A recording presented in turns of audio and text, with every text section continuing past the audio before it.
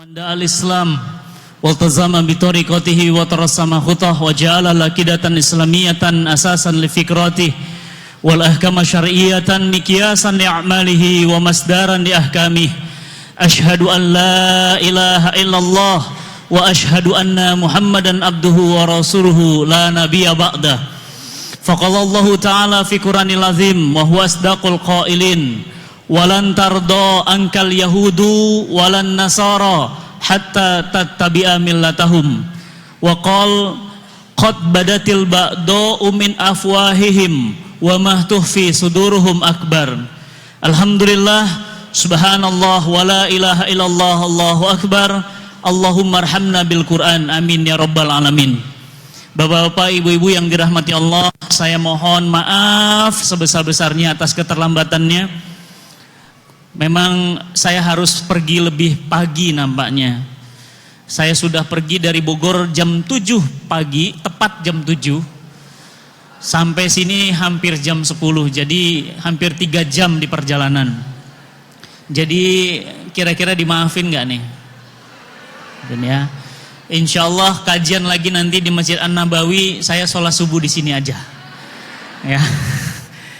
Luar biasa macetnya, Masya Allah. Itu sudah motong sana sini. Dan tadi di jalan Kiai Haji Hasyim Asy'ari, setelah danau itu saya harus turun dari mobil dan harus ngambil ojek, karena kalau tidak begitu mungkin saya lebih telat lagi. Jadi mohon dimaafkan. Dan alhamdulillah pada pertemuan kali ini kita bisa bertemu untuk sama-sama belajar, untuk sama-sama mewaspadai strategi penghancuran keluarga muslim. Sebelum kajian dimulai, saya mohon bantuannya. Yang pertama, mohon handphonenya di silent, handphonenya dikecilkan, tidak ada suara handphone. Yang kedua, mohon tidak berbincang-bincang kanan kirinya. Kasihan yang datang ke sini betul-betul ingin belajar, terganggu karena obrolan kita. Yang kedua, ya, insya Allah keberkahan akan dapat jika kemudian kita fokus kepada materi, tidak fokus kepada hijab kanan kiri. Ya, ini hijabnya nggak matching deh ya, warnanya bingung, nggak usah dibahas ya. Ya, fokus sama materinya ya. Dan yang ketiga, mohon maaf bagi yang ada di luar mungkin bisa memilih tempat di atas karena kita pakai infocus, khawatirnya tidak terlihat. Di atas masih ada tempat insyaallah.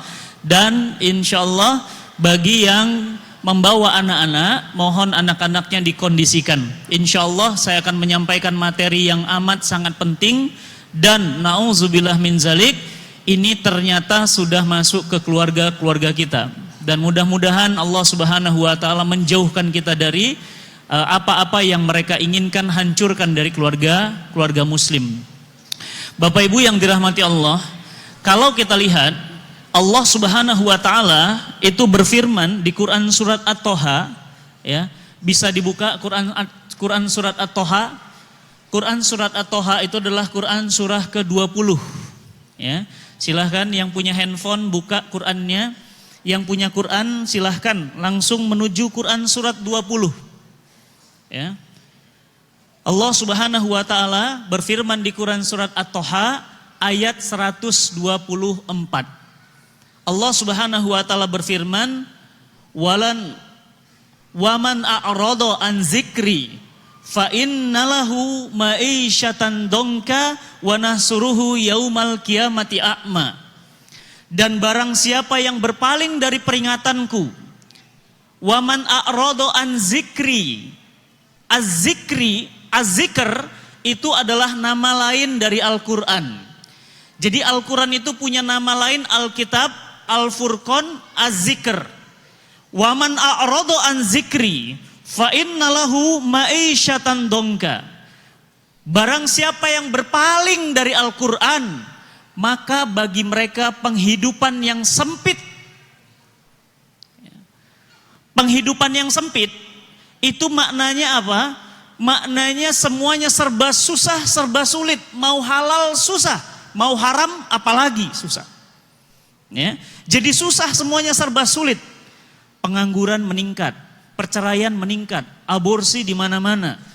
ya, keluarga perceraian di mana-mana, ya. Kehidupan semakin sulit, uang semakin sulit, semua semakin sempit. Allah katakan, "Wa man a'rada an zikri," barang siapa yang berpaling dari peringatanku, dari Al-Qur'an, maka mereka menghadapi penghidupan yang sempit. Dan baca ayat lanjutannya di situ, "Wa nahsuruhu yaumal qiyamati a'ma." Dan nanti kata Allah, aku akan kumpulkan di akhirat dalam keadaan buta. Sudahlah di dunia hidupnya sempit, di akhirat buta. Masya Allah. Ini orang, Masya Allah ya, na'udzubillah min zalik, jangan sampai kita termasuk orang seperti ini. Sudah di dunia susah, di akhirat selamanya susah. Bapak Ibu yang dirahmati Allah, yang lama itu di dunia apa di akhirat? Di akhirat. Di dunia buta, di dunia sempit, di akhirat buta. Ya. Apa kata Allah? Wa nahsyuruhu yaumal qiyamati a'ma. Nanti aku kumpulkan di hari kiamat, di hari berbangkit, di hari akhir buta. Masya Allah. Ibu punten, kalau boleh milih mana? Buta di dunia atau di akhirat?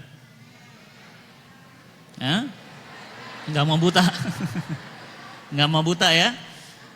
Waman a'rada an zikri, butanya di dunia atau di akhirat? Tidak mau buta. Kenapa? Buta itu enggak enak. Ya, enggak bisa melihat suami, enggak bisa melihat istri, enggak bisa melihat cantiknya masjid kita, enggak bisa melihat keindahan alam, enggak bisa melihat keindahan ciptaan Allah. Tapi ini orang buta di dunia, sempit hidupnya di dunia, di akhirat susah, buta. Padahal doa kita, Rabbana atina fid dunya hasanah wa fil akhirah hasanah. Masya Allah. Nah, oleh karena itu, siapa yang dikatakan oleh Allah a'rada an zikri, yang masuk dalam kategori berpaling dari Al-Quran itu siapa? Menurut para ulama, mereka adalah orang-orang yang satu, tidak mau baca Quran. Punten, kira-kira itu siapa? Sambil istighfar, elus-elus dada. Astagfirullahaladzim. Astagfirullahaladzim. Jangan-jangan itu kita. Punten Bu, Pak, ya, saya ingin tanya. Ramadan tahun lalu, kira-kira, mohon maaf, jawabnya dalam hati aja. Ramadan tahun lalu khatam gak baca Qurannya? Dalam hati aja. Kalau ada 30 hari, sehari 1 juz, berarti 30 hari Ramadan, khatam 30 juz. Ini Ramadan tinggal 50 hari lagi.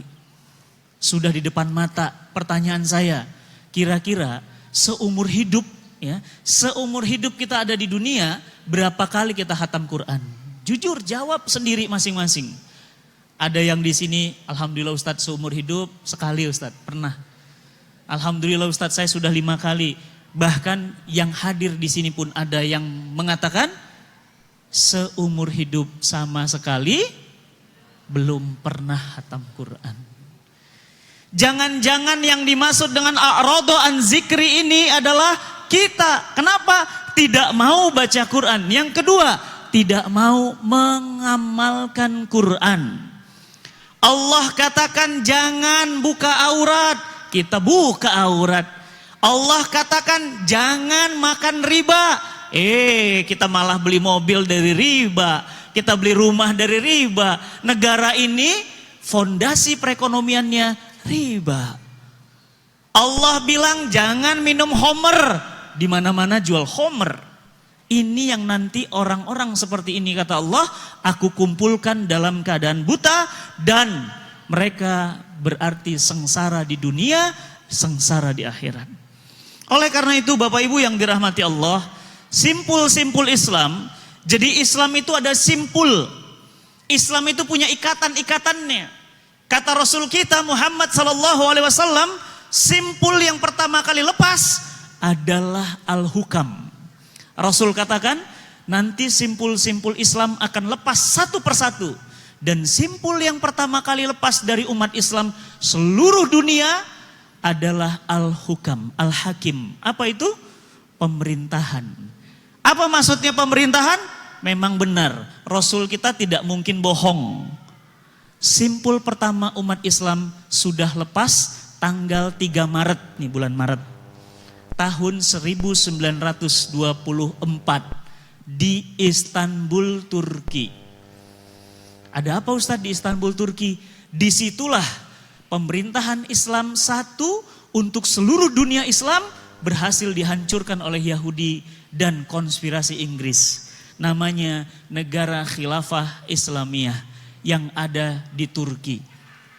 Kalau Bapak Ibu mau ngunjunginnya, insya Allah kebetulan April tanggal 24 saya ke sana.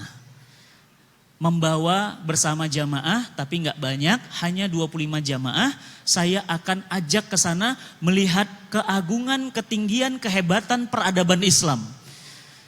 Selama 13 abad umat Islam dari mulai Rasulullah SAW wafat sampai tanggal 3 Maret umat Islam punya satu simpul. Sekarang simpulnya ikatannya lepas satu. Berarti tinggal satu lagi. Apa satu lagi? As-sholat. Apa itu as-sholat? Rasul katakan simpul yang terakhir lepas adalah sholat. Punten Bu, coba lihat rumah kita. Jam berapa tadi sholat subuhnya? Coba lihat suami kita. Kemana dia subuhnya?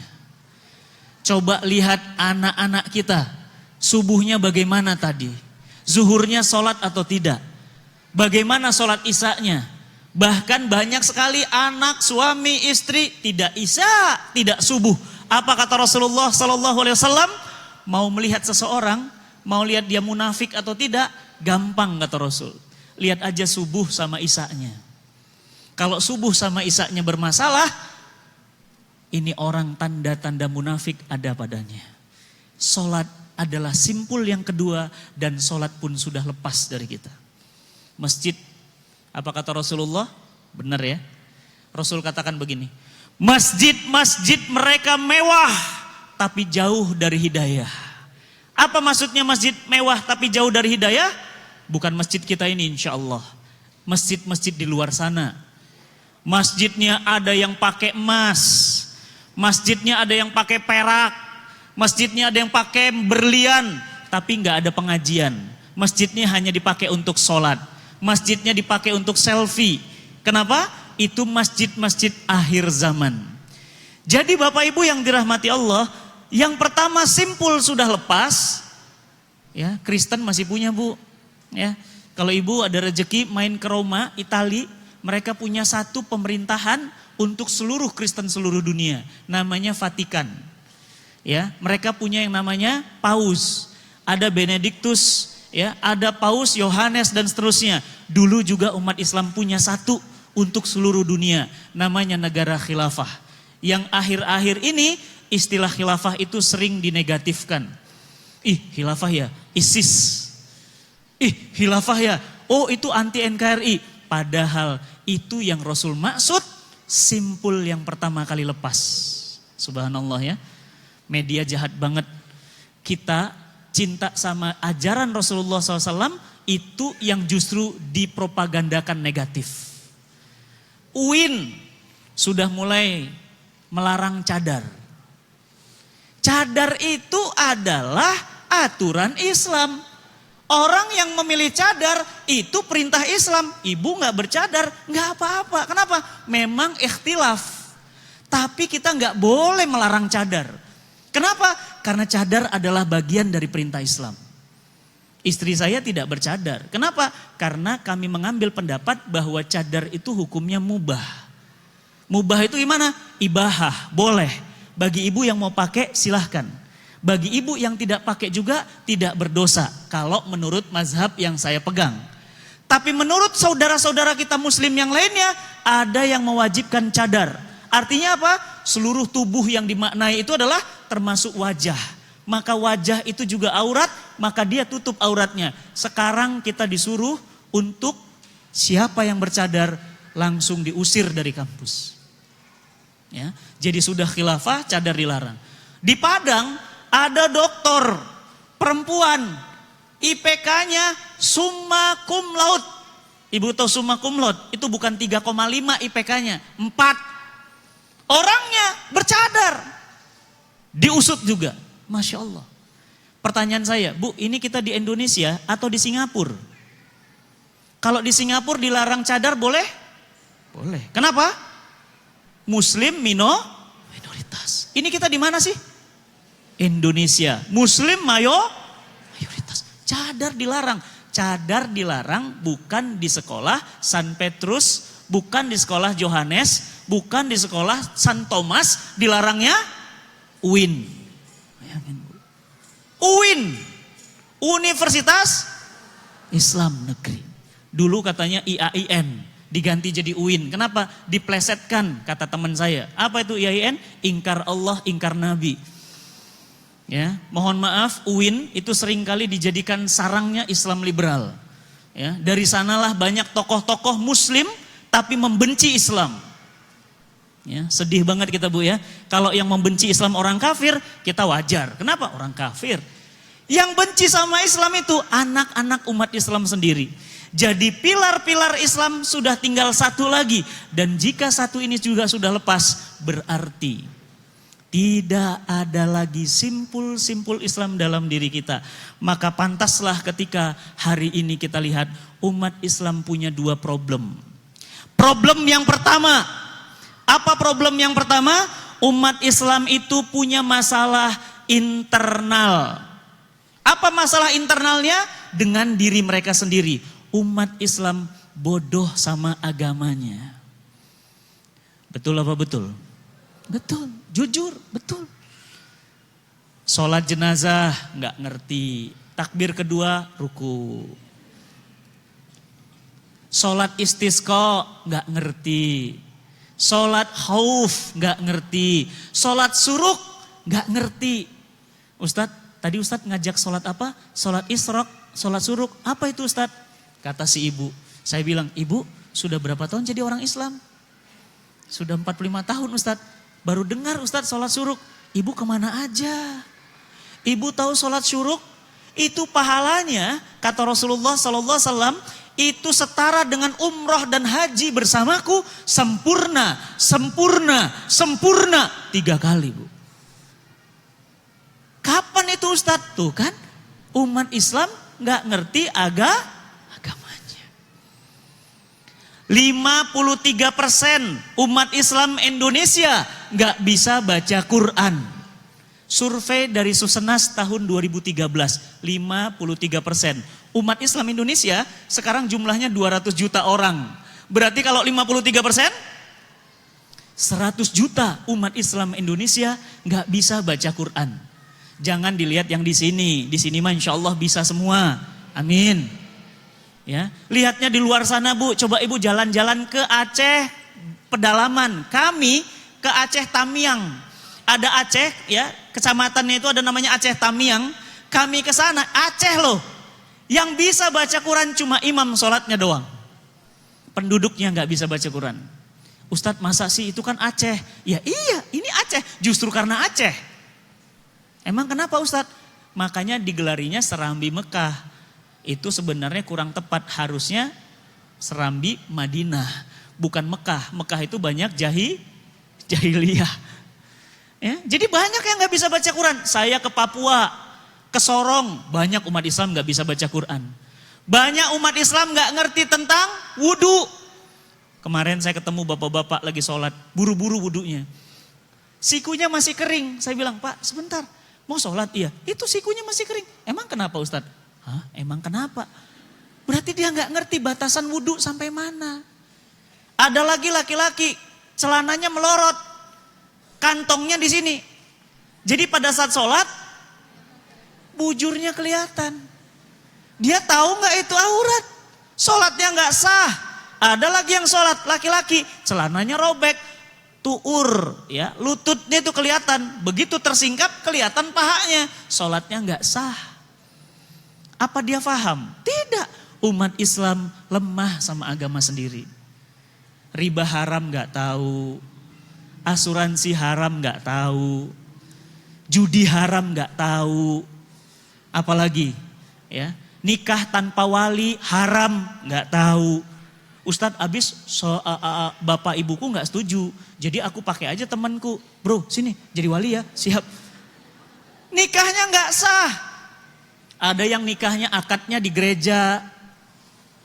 Anaknya nanti bagaimana statusnya karena pernikahannya tidak sah. Banyak umat Islam nggak ngerti Islam.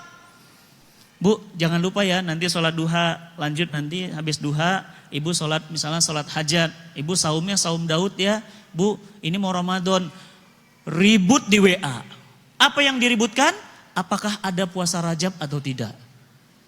Bu, pertanyaan saya punten ya, ibu sudah berapa kali ketemu bulan Rajab? Pak, udah berapa kali kita ketemu bulan Rajab? Seumur hidup. Tapi ketemu bulan Rajab berantem di WA. Ada, tidak. Nanti mau masuk Ramadan ribut lagi nih. Tentang apa? Hah? Awal akhir Ramadan. Kok ribut-ribut sih? Itu kan pendapat yang kemudian memang ikhtilaf. Muhammadiyah pakai metode hisab. Silahkan.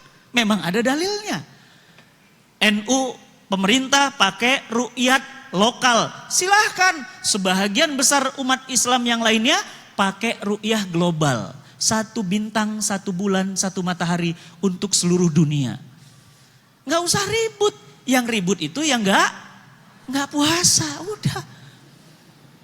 Ya, jadi umat Islam banyak yang tidak mengerti agamanya. Umat Islam itu sekarang ibarat orang sakit.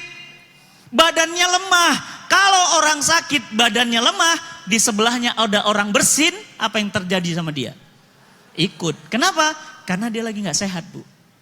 Orang kalau lagi drop, itu pikirannya pasti ngaco, badannya nggak enak, dan penyakit mudah datang.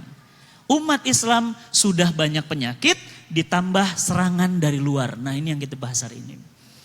Apa serangan dari luarnya? Serangan dari luarnya adalah serangan-serangan pemikiran. Salah satunya adalah misionaris, kristenisasi, pemurtadan. Ibu, bapak, punten. Sekarang tahu berapa jumlah umat Islam? Di Indonesia umat Islam sekarang jumlahnya tinggal 71,3%. Tuh Ustadz bukannya 95%, itu mah zaman Soeharto. Sekarang ya jumlahnya tinggal 71,3%. Kenapa surut? Banyak yang murtad keluar dari Islam. Ya, di Eropa 500 gereja tutup, 600 masjid baru. Eropa loh Bu. Di mana itu? Inggris, Prancis, Jerman. Hebat ya, subhanallah. Gereja tutup, mereka beli, langsung jadi masjid. Gereja tutup, mereka incer, jadi masjid di Eropa. Di Indonesia, ibu, bapak boleh tanya ke Kementerian Agama.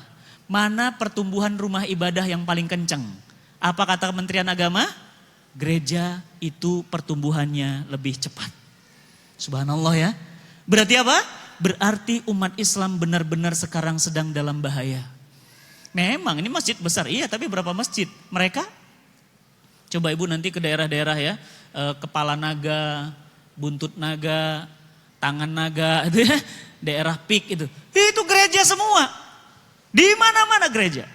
Pembangunannya cepat dan bagus-bagus, mewah-mewah. Ya, makanya umat Islam itu diserang oleh misionaris. Apa kata misionaris? Henry Martin ini pakarnya, petingginya misionaris. Dia katakan apa? Aku datang menemui umat Islam tidak dengan senjata. Tuh. Dia nggak bawa ini Bu, nggak bawa ini Pak. Kenapa? Kalau dia bawa senjata, kita bisa siap-siap. Oh, lu mau nembak gua nih, gua tahu. Gua hati-hati nih. Apa kata dia? Tapi kami datang dengan kata-kata. Apa kata mereka? Buat apa pakai jilbab Bu? Jilbab itu bajunya orang Arab. Ibu pernah ke Arab nggak? Di Arab aja orang pada nggak pakai hijab. Di Indonesia Masya Allah orang pada pakai hijab. Orang Arab aja nggak pakai. Malah orang Indonesia pakai. Dia datang dengan kata-kata. Apa kata dia? Bapak gua nih ustadz besar, pakar tafsir. Gue nggak pakai jilbab. Masa lu bukan anak ulama pakai jilbab? Buat apa? Jilbab itu ribet. Jilbab itu repot. mau naik ojek repot, naik motor repot, naik mobil repot, pokoknya nggak usah pakai jilbab. Misionaris. Apa kata dia? Kita datang tidak dengan kekuatan, tapi kami datang dengan logika. Apa logikanya? Bu, coba difikirin. Kenapa Jepang itu maju, kata mereka? Ada orang Indonesia, hidungnya pesek, datang ke Jepang. Begitu datang ke Jepang, apa kata dia? Wih, Jepang keren banget ya. Wih, teknologinya maju.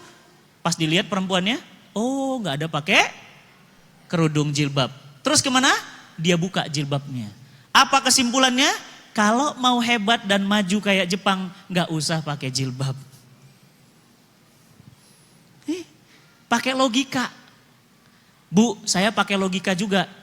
Dia itu baru sekali ke Jepang. Punten ya, nggak sombong. Saya udah 3 kali ke Jepang, Bu. Ya, nggak sombong. Lu baru sekali ke Jepang. Gue 3 kali ke Jepang. Lu pernah nggak ngeliat orang Jepang? Orang Jepang itu setiap 1 jam lebih dari 70 sampai 90 orang bunuh diri. Setiap 1 jam. Kenapa? Stres. Dan orang Jepang itu nggak bisa dibully. Kalau ibu di Jepang nggak bisa. Kalau kita kan biasa bully-bulian tuh, canda-candaan. Lu gendut amat sih, lu kayak karung gentong. Biasa ya. Di Jepang nggak bisa, Korea nggak bisa. Udah tahu Bu baru-baru ini ada artis Korea cuma dicandain sama temennya. Apa kata temennya? Lu gendut banget sih sekarang. Ah masa? Iya beneran. Gendut, iya gendut. Langsung bunuh diri Bu. Masya Allah. Bayangin Bu sakitnya jiwanya tuh. Cuma digituin doang bunuh diri. Kalau ibu gimana? Iya emang gua gendut mau apa lo? Biasa. Biasa. Mentalnya kuat, bandel. Ya gak? Setiap 1 jam pernah gak Bu? Nanti kalau ibu ada rezeki naik kereta di sana, gak usah heran kalau keretanya berhenti di tengah jalan gak sampai stasiun. Begitu berhenti, orang Jepang udah ngerti. Pintu dibuka langsung keluar. Kenapa? Ada orang lompat dari pinggir stasiun rel ke rel kereta. Cus, habis. Biasa. Biasa. Ya, biasa. Dan ibu tahu, negara paling rusak, ya, pornografi paling tinggi itu Jepang. Memang Jepang teknologinya canggih. Iya memang, tapi manusianya mundur. Kenapa manusianya mundur? Perdana Menteri Jepang kemarin pidato. Apa kata Perdana Menterinya? Kalau kita seperti ini terus, maka 30 tahun akan datang kita akan punah. Jepang akan hilang dari permukaan bumi. Kenapa? Yang tuanya sudah meninggal, yang mudanya pada nggak mau nikah. Ya, waktu saya ke sana tuh, mereka naik sepeda Bu, cek. Kan saya nggak bisa bahasa Jepang dan orang Jepang itu parah. Kita English dia nggak bisa. Dia Jepang kita nggak mudeng. Jadi gimana? Saya bilang stop. Ya, Mas. Coba tanya sama dia, ini cewek Bu, cantik. Saya bilang, tanya enggak? Coba tanya, dia nikah enggak? Ditanya, kamu nikah? Pakai bahasa Jepang. Nikah? Iya. Oh, married? Enggak, saya enggak nikah. Kenapa? Ribet katanya. Ribet. Oh, terus kamu enggak pingin punya anak? Punya, saya punya anak. Mana? Dibuka Bu, sepedanya tuh ada boxnya di depan, ada yang keluar. Nip. Itu ibu apa? Anjing. Anjing itu anaknya. Berarti ibunya anjing. Ya, kayak gitu kok mau ditiru gitu loh. Ambil Jepang positifnya. Apa? Budaya kerjanya, disiplinnya. Ya. Tapi kalau hanya gara-gara nggak pakai kerudung nggak ada urusannya. Baca sejarah Islam. Justru umat Islam ketika berkerudung dan berpegang teguh dengan Islam, umat Islam pernah lebih canggih daripada Jepang. Baca sejarah, makanya baca sejarah, belajar sejarah. Jangan baru sekali keluar negeri langsung ambil kesimpulan. Itu namanya orang kurang piknik. Kalau kurang piknik begitu, baru sekali keluar negeri langsung, oh Amerika maju. Oh Amerika nggak pakai kerudung. Berarti kalau mau maju nggak usah. Apa hubungannya? Oh orang Cina kaya, nggak sholat. Oh orang miskin, ada yang miskin karena sholat. Berarti kalau nggak sholat, kaya. Ternyata banyak juga yang nggak sholat, miskin. Apa hubungannya? Nggak ada hubungannya antara sholat dengan kaya. Dan nggak ada juga hubungannya antara kerudung dengan kemajuan peradaban. Misionaris. Itu Bu, dia main logika. Apa logikanya lagi? Dia bilang, kalau Indonesia mau maju, nggak usah pakai Quran. Arab lihat tuh, dari dulu begitu-begitu aja. Kenapa? Pakai Quran. Pertanyaan saya, kata siapa Arab pakai Quran? Tidak ada negara satupun sekarang yang menerapkan Al-Quran dan As-Sunnah. Satupun. Kalaupun ada, hanya sebahagian-sebahagian. Ya, tidak ada. Kenapa? Tadi saya cerita, yang menerapkan Al-Quran dan As-Sunnah itu sudah selesai tanggal 3 Maret 1924 di Istanbul. Itulah satu-satunya negara yang menjadikan Al-Quran dan As-Sunnah sebagai sumber perundang-undangan mereka. Ya. Nah, oleh karena itu, apa kata mereka lagi? Mereka datang dengan logika, tidak kemudian dalam benci. Kami nggak benci umat Islam, kami cinta umat Islam. Bagaimana cara mereka? Mereka ajarkan kita Valentine. Ini kan hari kasih sayang, ngasih coklat. Apa salahnya Ustadz? Ngasih coklat. Tapi kok coklatnya dapat dari setiap beli kondom? Ya itu bonus. Beli kondom dapat coklat. Apa hubungannya coklat sama kondom? Dan kenapa penjualannya meningkat? Setiap malam Valentine, penjualan kondom menaik 300%. Pertanyaan saya, itu yang namanya cinta? Oh cinta itu, kalau cinta itu pakai kondom gitu. Masya Allah. Ini mereka. Hancur anak-anak kita Bu. Ya, berkedok cinta, sayang banget ya. Cintanya setahun sekali. Kasihan. Hari ibu, saya mah gak ada hari ibu dah. Kenapa? Ibu saya tiap hari ada di rumah. Tiap hari saya sama ibu. Tadi pagi saya disiapin semua ibu saya. Ya, kasihan banget ya. Setahun sekali ingat sama ibu. Ais, sedihnya ya. Masya Allah. Nah oleh karena itu ya, nih 2 target mereka. Boleh dicatat, boleh direkam, boleh dibagi-bagikan, boleh. 2 strategi mereka yang ingin menghancurkan keluarga muslim. Yang pertama, strategi mereka caranya dengan sekularisasi dan liberalisasi keluarga muslim. Apa maksudnya sekular dan liberal keluarga muslim? Mereka pingin umat Islam tetap Islam, agamanya tetap Islam, tetap sholat, tapi mereka ingin keluarga muslim itu sekuler. Apa itu sekuler? Allah disembah, tapi Allah peraturannya dianggap sampah. Jadi sholat Bu, ya sholat. Islam itu apa? Isya, subuh, lohor, asar, maghrib. Jadi Islam hanya sekedar sholat. Gak pakai jilbab, tetap makan riba, menikahnya beda agama, walinya orang kafir. Apalagi, pokoknya semua peraturan Allah boleh, liberal, serba boleh. Tapi yang penting tetap sholat. Ini namanya apa? Sekuler. Allah disembah, tapi peraturan Allah dianggap sampah. Apa kata tokoh organisasi Islam di Indonesia? Baru-baru ini dia bilang apa? Hukum konstitusi lebih tinggi daripada hukum Quran. Bahkan dia bilang apa? Dia bilang bahwa ya tutup saja ya sekolah-sekolah Islam, karena sekolah-sekolah Islam itu lebih berbahaya ya daripada ya maaf itu sekolah-sekolah Islam itu mengajarkan prinsip-prinsip terorisme. Jadi umat Islam itu mereka strategi menghancurkannya bukan pakai senjata, bukan pakai kebencian, tapi pakai strategi liberal. Apa itu liberal? Serba boleh. Jadi nanti ibu stres kalau anak ibu nggak pacaran. Saya pernah cerita ya, ada cerita, ini kisah luar biasa ya tentang seorang anak muda ganteng, orang Bintaro. Bapaknya Jerman, ibunya Sunda, ya, kebayang, anak SMA kelas 2, ganteng. Mamahnya resah, mamahnya stres. Kenapa? Anak ini kok nggak mau pacaran. Akhirnya anak ini dibawa ke psikolog. Begitu dibawa ke psikolog, psikolognya nanya, "Nah, silahkan duduk." Iya, duduk. "Nah, kamu kan ganteng banget begini. Kamu kenapa kira-kira? Kenapa kamu nggak mau pacaran? Kamu nggak suka perempuan?" Apa kata anak laki-laki yang ganteng dan soleh ini? Dia bilang, "Ibu mohon maaf, ibu punya anak perempuan?" "Punya." "Kelas berapa?" "Kelas 1. "Wah, adik kelas saya dong." "Iya." "Mau nggak anak ibu saya pegang-pegang, saya cium-cium, terus saya tinggalin?" Wah, kalau begitu saya tebas tuh orang. Tuh, psikolognya malah marah. Itulah yang saya lakukan, Bu. Saya tidak mau main-main sama perempuan. Karena dalam yang saya pahami, wanita itu nikah, jadi ibu, jadi sumber kehormatan. Masya Allah, langsung tangannya dipegang, keluar dari ruangan, ibunya ditemui sama psikolognya. Apa kata psikolognya? Bu, bukan anak ibu yang gila, ibu yang stres bu. Subhanallah. Ya. Anak gak mau pacaran, ibu tahu pacaran itu gimana? Pacaran itu ibarat orang beli mangga. Ibu kalau beli mangga gimana? Cium. Cukup? Diapain?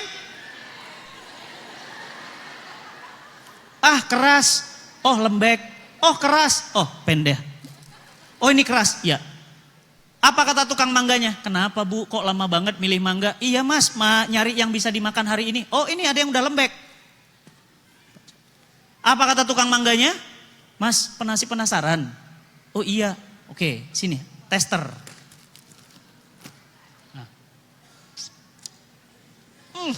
Asem. Oh sebentar. Ini anak saya nomor 2. Itu pacaran. Jadi ibu yang berikan anaknya pacaran begitu. Nih coba adiknya nih adiknya. Ini manis nih. Cuma kurang tebel. Jadi gimana? Ganti. Yang ini ya. Nah ini coba nih. Nah coba. Ini tebel ya manis. Tapi sebentar saya cari mangga yang lain dulu. Mas ini jadi beli gak kata si ibunya. Mas nanti aja deh. Coba bu. Itulah pacaran. Pegang-pegang, cium-cium, peluk-peluk, udah diapa-apain. Jadi, gak. Itu pacaran. Dan berapa banyak ibu-ibu yang hari ini stres, anaknya gak pacaran. Kamu sayang rambutmu bagus, kamu cantik. Kenapa kamu gak pacaran? Coba bu bayangkan, liberal, serba boleh. Kamu jangan pacaran di luar ya nak ya. Kalau pacaran di rumah, mamahnya fasilitasi. Itu apa namanya? Liberal. Serba boleh. Ustadznya bilang, Mbak tolong diingatkan anaknya jangan pacaran. Apa kata ibunya? Gak apa-apa lah Ustadz, ini pacaran sehat kok. Pacaran sehat tuh gimana? Ya? Ada lagi yang bilang apa? Gak apa-apa Ustadz, ini pacarannya islami kok. Pacaran islami. Pacaran islami gimana? Cowoknya Ustadz itu berjenggot dan pakai kopiah Ustadz. Oh. Terus mereka kalau pacaran selalu di masjid Ustadz. Oh. Terus kalau mau nyium baca bismillah Ustaz. Bismillahirrahmanirrahim. Setelah dicium ceweknya bilang apa? Alhamdulillah. Bu, maksiat ya maksiat. Nggak ada pacaran islami. Kalau ada pacaran islami, nanti ada maling islami bu. Gimana maling islami? Dia ambil barang ibu, dia nulis surat kepada saudariku. Izinkan aku mengambil barangmu. Tapi yakinlah Allah akan mengganti yang jauh lebih baik. Itu namanya maling islami. Kalau ada maling islami, nanti ada pelacur islami. Gimana pelacur islami? Setelah mereka berzina dan mereka mengatakan apa? Insya Allah bang, gak usah dibayar. Annalillahi ta'ala. Gak bisa. Ya pacaran ya haram, zina ya haram. Gak usah pakai-pakai pacaran islami. Gak ada pacaran islami. Kalau ibu mau, anak ibu ada jodohnya, khitbah, lamaran. Setelah lamaran, masa antara lamaran ke pernikahan, inilah yang namanya masa ta'aruf. Saling mengenal, ternyata sudah dikenal, oh rupanya karakternya keras. Orangnya sedikit-dikit pukul, dikit-dikit jitak. Oh ini gak cocok jadi suami, boleh putus. Dan anak ibu bersih. Gak pernah dipegang-pegang, gak pernah dipencet-pencet, gak pernah dipotong-potong. Bersih bu. Coba mohon maaf pacaran dari si A, gak jadi pacaran sama si B. 5 tahun, pacaran sama si C 7 tahun. Bayangin bu, cicilan motor udah lunas. Pacaran sama si C 3 tahun, terakhir jadi sama si B. Berapa bulan pernikahannya? 3 bulan cerai. Kenapa? Apa yang mau dicari? Sudah selesai semua. Jadi ini ya strategi mereka. Yang kedua strategi mereka apa? Mengontrol populasi umat Islam. Bagaimana agar umat Islam jumlahnya sedikit? Kenapa? Karena mereka tahu Islam mengajarkan prinsip banyak anak, banyak rezeki. Bahkan Islam mengajarkan nikahilah wanita. Kami oleh Rasul kita diminta untuk menikahi wanita yang wadud dan walud. Wadud itu penuh cinta, romantis, manja, penuh kasih sayang. Yang kedua, walud, banyak anak. Jadi Islam membanggakan kalau anaknya banyak. Di sini anaknya yang 3? Oh, 3, 4, 5. Masya Allah, 5. 6 Bu, 7. Nah, sudah mulai jarang. 2. Oh, itu banyak 2. Kenapa? Ya karena kena program cukup 2 anak. Gitu. Ya, hati-hati ya. Nah, mereka berkumpul Bu. Bapak Ibu, mereka berkumpul di mana? Di Mesir. Ngapain? Mereka buat strategi untuk menghancurkan umat Islam. Apa rekomendasi strateginya? Yang pertama, strategi mereka adalah ada yang namanya kebebasan hak reproduksi. Apa itu kebebasan hak reproduksi? Orang bebas mau berbuat apapun karena merasa itu rahimnya, karena merasa itu adalah kehormatannya, terserah kepada siapapun dan dimanapun kepada siapapun yang dia inginkan. Maka mereka sedang berjuang untuk 1, seks pranikah dilegalkan. Bayangin Bu ya, kalau kita sudah yang kayak gini legal, berarti apa kata Rasulullah SAW? Jika riba dan zina telah dihalalkan di sebuah negeri, berarti mereka sudah mengundang azabnya Allah. Sekarang seks pranikah Masya Allah banyak banget. Ibu coba main ke Jogja. Coba sehari saja, maaf 2-3 hari tinggal di kos-kosan di sekitar kampus di sana. Ibu gak usah kaget ngelihat laki-laki dan perempuan keluar dari kamar yang sama karena campur baur. Biasa. Saya dulu kuliah D3-nya di Unpad Bu, Universitas Padjadjaran. Di mana? Jatinangor. Ibu yang pernah ke Jatinangor, di situ ada STPDN, di situ ada Unpad, di situ ada Unwim, di situ ada Ikopin. Seluruh wilayah di sini tuh kos-kosan. Kira-kira yang dipilih kos-kosan ada ibu kos atau nggak ada ibu kos? Nggak ada ibu kos. Kenapa? Bebas. Malam ini sama Jody, malam besok sama Doni, malam besok biasa. Aku ngerjain pelaporan praktikum ya di kamarmu. Ya udah, ayo kerjain laporan. Tidur di situ biasa. Besok pagi ganti lagi. Itu biasa. Seks pranikah. Bukan rahasia lagi. Sampai-sampai ada bukunya Jogja undercover, Bandung undercover. Itu kenapa? Karena memang ini sekarang jadi gaya hidup. Ini strategi mereka untuk menghancurkan keluarga muslim. Makanya anak-anak yang mau keluar dari rumah ibunya itu khawatir banget. Nah, nanti hati-hati ya nak kuliah. Masya Allah. Iya mah. Punten ya Bu, Ibu tahu fenomena Aukarin. Ya, kalau ibu-ibu tahu berarti ibu-ibu gaul ya. Aukarin itu anaknya tadi berhijab, pinter, patuh sama orang tua. Begitu ke Jakarta, Masya Allah. Luar biasa. Gak usah diceritakan deh, pokoknya luar biasa. Bebas. Dan itu apa? Menjadi inspirasi anak-anak muda zaman sekarang. Ya. Jadi seks pranikah legal. Yang kedua, aborsi. Mereka sedang berjuang agar aborsi itu legal. Kenapa? Karena sekarang aborsi itu nggak boleh di Indonesia. Makanya kemarin ada sekolah di daerah daerah Banten. Anak sekolah itu perutnya udah gede. Dia pakai apa namanya itu? Pakai kain stagen. Karena gede. Ibu gurunya bilang anak ini kok agak gendutan gitu.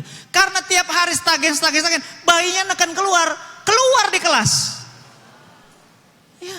Ada lagi yang lagi naik motor, keluar di motor. Bayi Bu. Bayangkan bunuh satu orang dalam Islam dosanya itu seperti membunuh seluruh manusia. Aborsi legal bentar lagi. Undang-undangnya sedang diperjuangkan. Kenapa? Hak kebebasan reproduksi. Yang ketiga, strategi mereka LGBT. Bentar lagi legal. Gak usah heran kalau sekarang lihat banyak laki-laki suka sama laki-laki, perempuan sama perempuan. Laki-laki jadi perempuan, perempuan jadi laki-laki. Kenapa?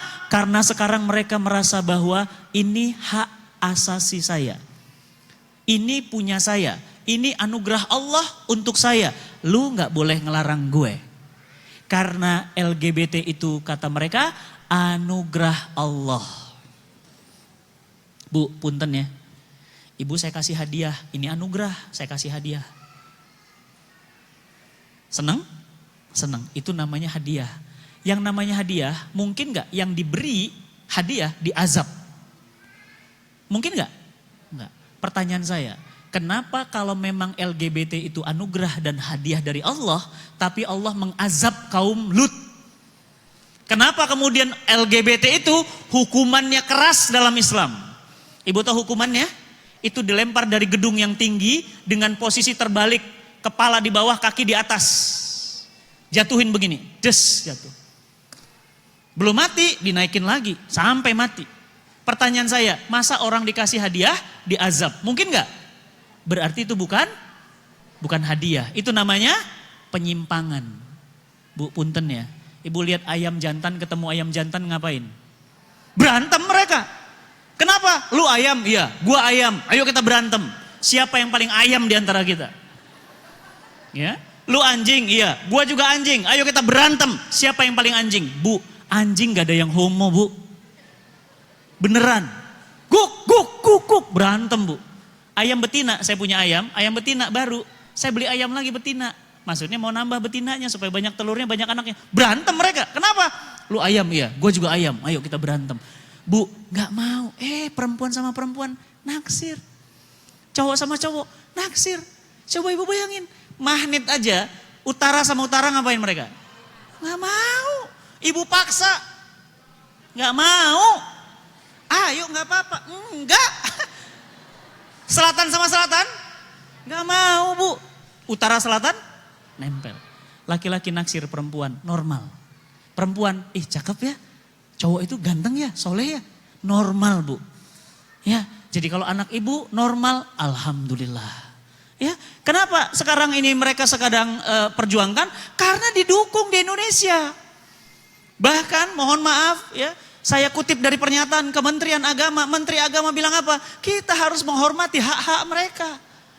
Karena mereka itu adalah bangsa Indonesia. Sama, hormati hak mereka. Jangan mereka dikucilkan, jangan dibenci. Mereka juga sama, mereka punya hak. Masya Allah. Laki-laki jadi perempuan, apa kata Rasulullah? Dilaknat oleh Allah. Bu, kalau saya nyolatin jenazah, nanti sholat zuhur selesai, kita nyolatin jenazah. Kalau jenazahnya laki-laki, doanya Allahumma firlahu warhamhu. Kalau perempuan, Allahumma firlaha warhamha. Kalau bencong, ayo. Imamnya bingung. Allahumma firlahu bingung. Ini laki-laki apa perempuan? Coba, mau gimana? Ustadz, dia tadinya perempuan, tapi jadi laki-laki. Perempuan deng, laki-laki apa perempuan? Tahu deh.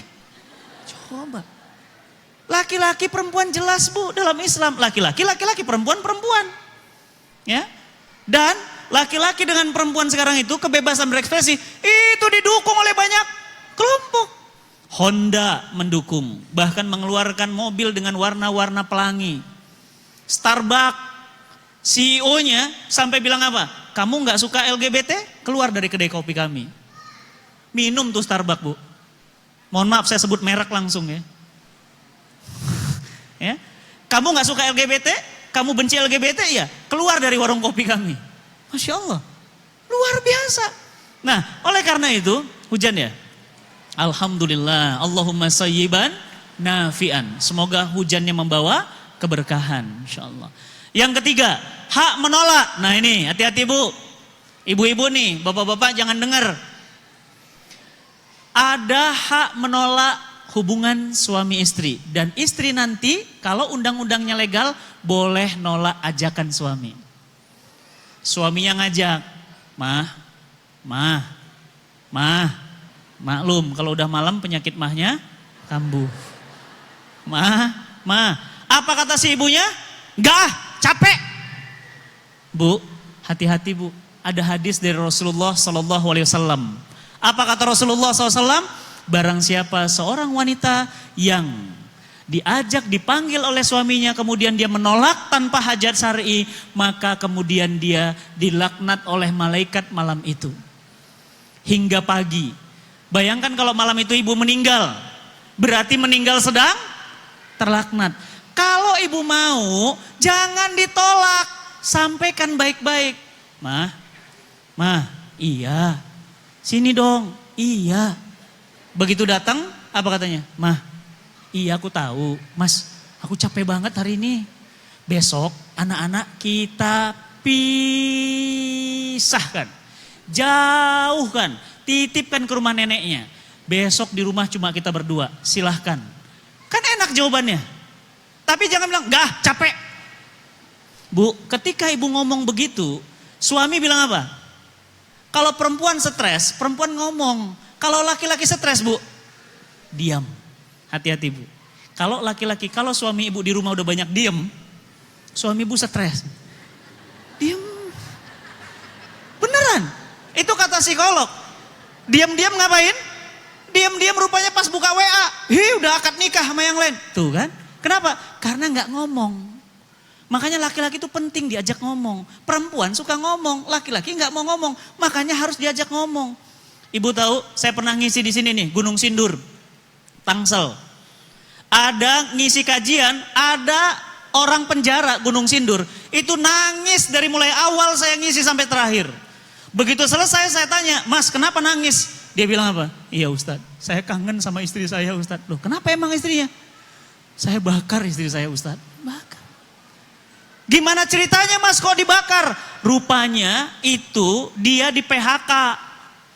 Kan stres. Laki-laki stres gak banyak ngomong Bu, dia diem. Istrinya ditanya baik-baik. Dan ibu tahu kejadiannya kapan? Ramadan tahun lalu. Apa katanya? Mas, emang kejadiannya gimana? Iya Ustadz, saya kan di PHK. Jadi kita gak ada uang. Sudah 5 bulan saya nganggur Ustadz. Jadi saya nanya baik-baik sama istri saya. Mah, kita masak apa hari ini? Buka puasa pakai apa? Kan bagus nanya. Istrinya stres. Lagi masak di depan kompor. Masak, makan tuh batu. Ngacaplak. Ngacapluk. Suami stres, nggak ngomong. Tapi ngapain Bu? Ngambil bensin. Langsung, nyiram langsung. Kebakar, habis istrinya. Dan Ustadz, dia sambil sesegukan Bu, itu air matanya Masya Allah. Saya ngelihat istri saya dibakar seperti itu, saya diam saja Ustadz. Hati-hati Bu, komunikasikan, jangan ditolak. Kalau ibu tolak, laki-laki apa katanya? Oh oke, gue cari di luar. Tuh, zina. Dan zina itu dosa besar. Zina itu dia pulang ke rumah, dia sudah kemudian pergilah malaikat-malaikat rahmah dari rumah kita. Nggak ada keberkahan lagi di rumah. Makanya gimana? Suami bilang, harusnya ketika ibu dipanggil, apa kata Rasulullah SAW? Meskipun dia sedang di dapur, maka dia panggilan suaminya dulu. Bahkan ibu kalau mau canggih lagi, nggak usah ditolak. Bilang apa? Mas aku lagi di dapur nih, udah di dapur aja yuk. Udah di dapur Bu, di dapur, silakan. Ya. Itu baru keren. Ya, jangan ditolak. Bosen Mas di situ terus, dapur sini, dapur. Masya Allah. Kenapa? Suami, istri. Kalau nggak suami istri, iya, nggak boleh di dapur. Ya, jadi ibu-ibu sekarang nih ya, menolak hubungan intim bagi istri. Yang keempat, yang kelima, hak menolak memiliki anak. Ini banyak di artis Bu, artis, selebriti, model. Nggak mau punya anak, tapi mau nikah. Apa dia bilang? Kamu oke nikah sama aku? Oke. Tapi aku minta satu syarat aja, aku nggak minta apapun. Apa syaratnya? Aku nggak mau punya anak. Loh kok gitu? Masa kita nikah kita nggak mau punya anak? Tujuan pernikahan salah satunya punya anak, punya keturunan. Anak kita. Apa kata dia? Nggak mau Mas. Kamu enak aja ngomong. Kamu enak beratnya, cuma 50, cuma 60. Aku nikah sama kamu nih, 48 sekarang. Begitu nikah sama kamu, punya anak kamu berubah jadi 84, ngerti gak? Bukan hanya itu, kata dia apa? Aku nyusu. Bukan hanya itu, aku tidur malam susah. Bukan hanya itu, aku mengandung. Bukan hanya itu, kulitku stretch mark. Bukan hanya itu, akhirnya apa Bu? Hak menolak hubungan suami istri. Yang kedua, hak menolak punya anak. Suaminya bilang, sayang nambah anak lagi yuk. Enggak. Udah cukup satu aja. Loh kok cuma satu? Kalau dia meninggal selesai. Kalau dia ada apa-apa dia sebatang kara. Enggak, udah mending aku mau satu. Masya Allah Bu, nih sebentar lagi. Hak menolak. Jadi nanti ada undang-undangnya Bu, boleh. Jadi kalau suami maksa, istri menolak, istri boleh ngadu ke Komnas HAM. Kenapa? Suami memperkosa istri. Subhanallah. Serem banget.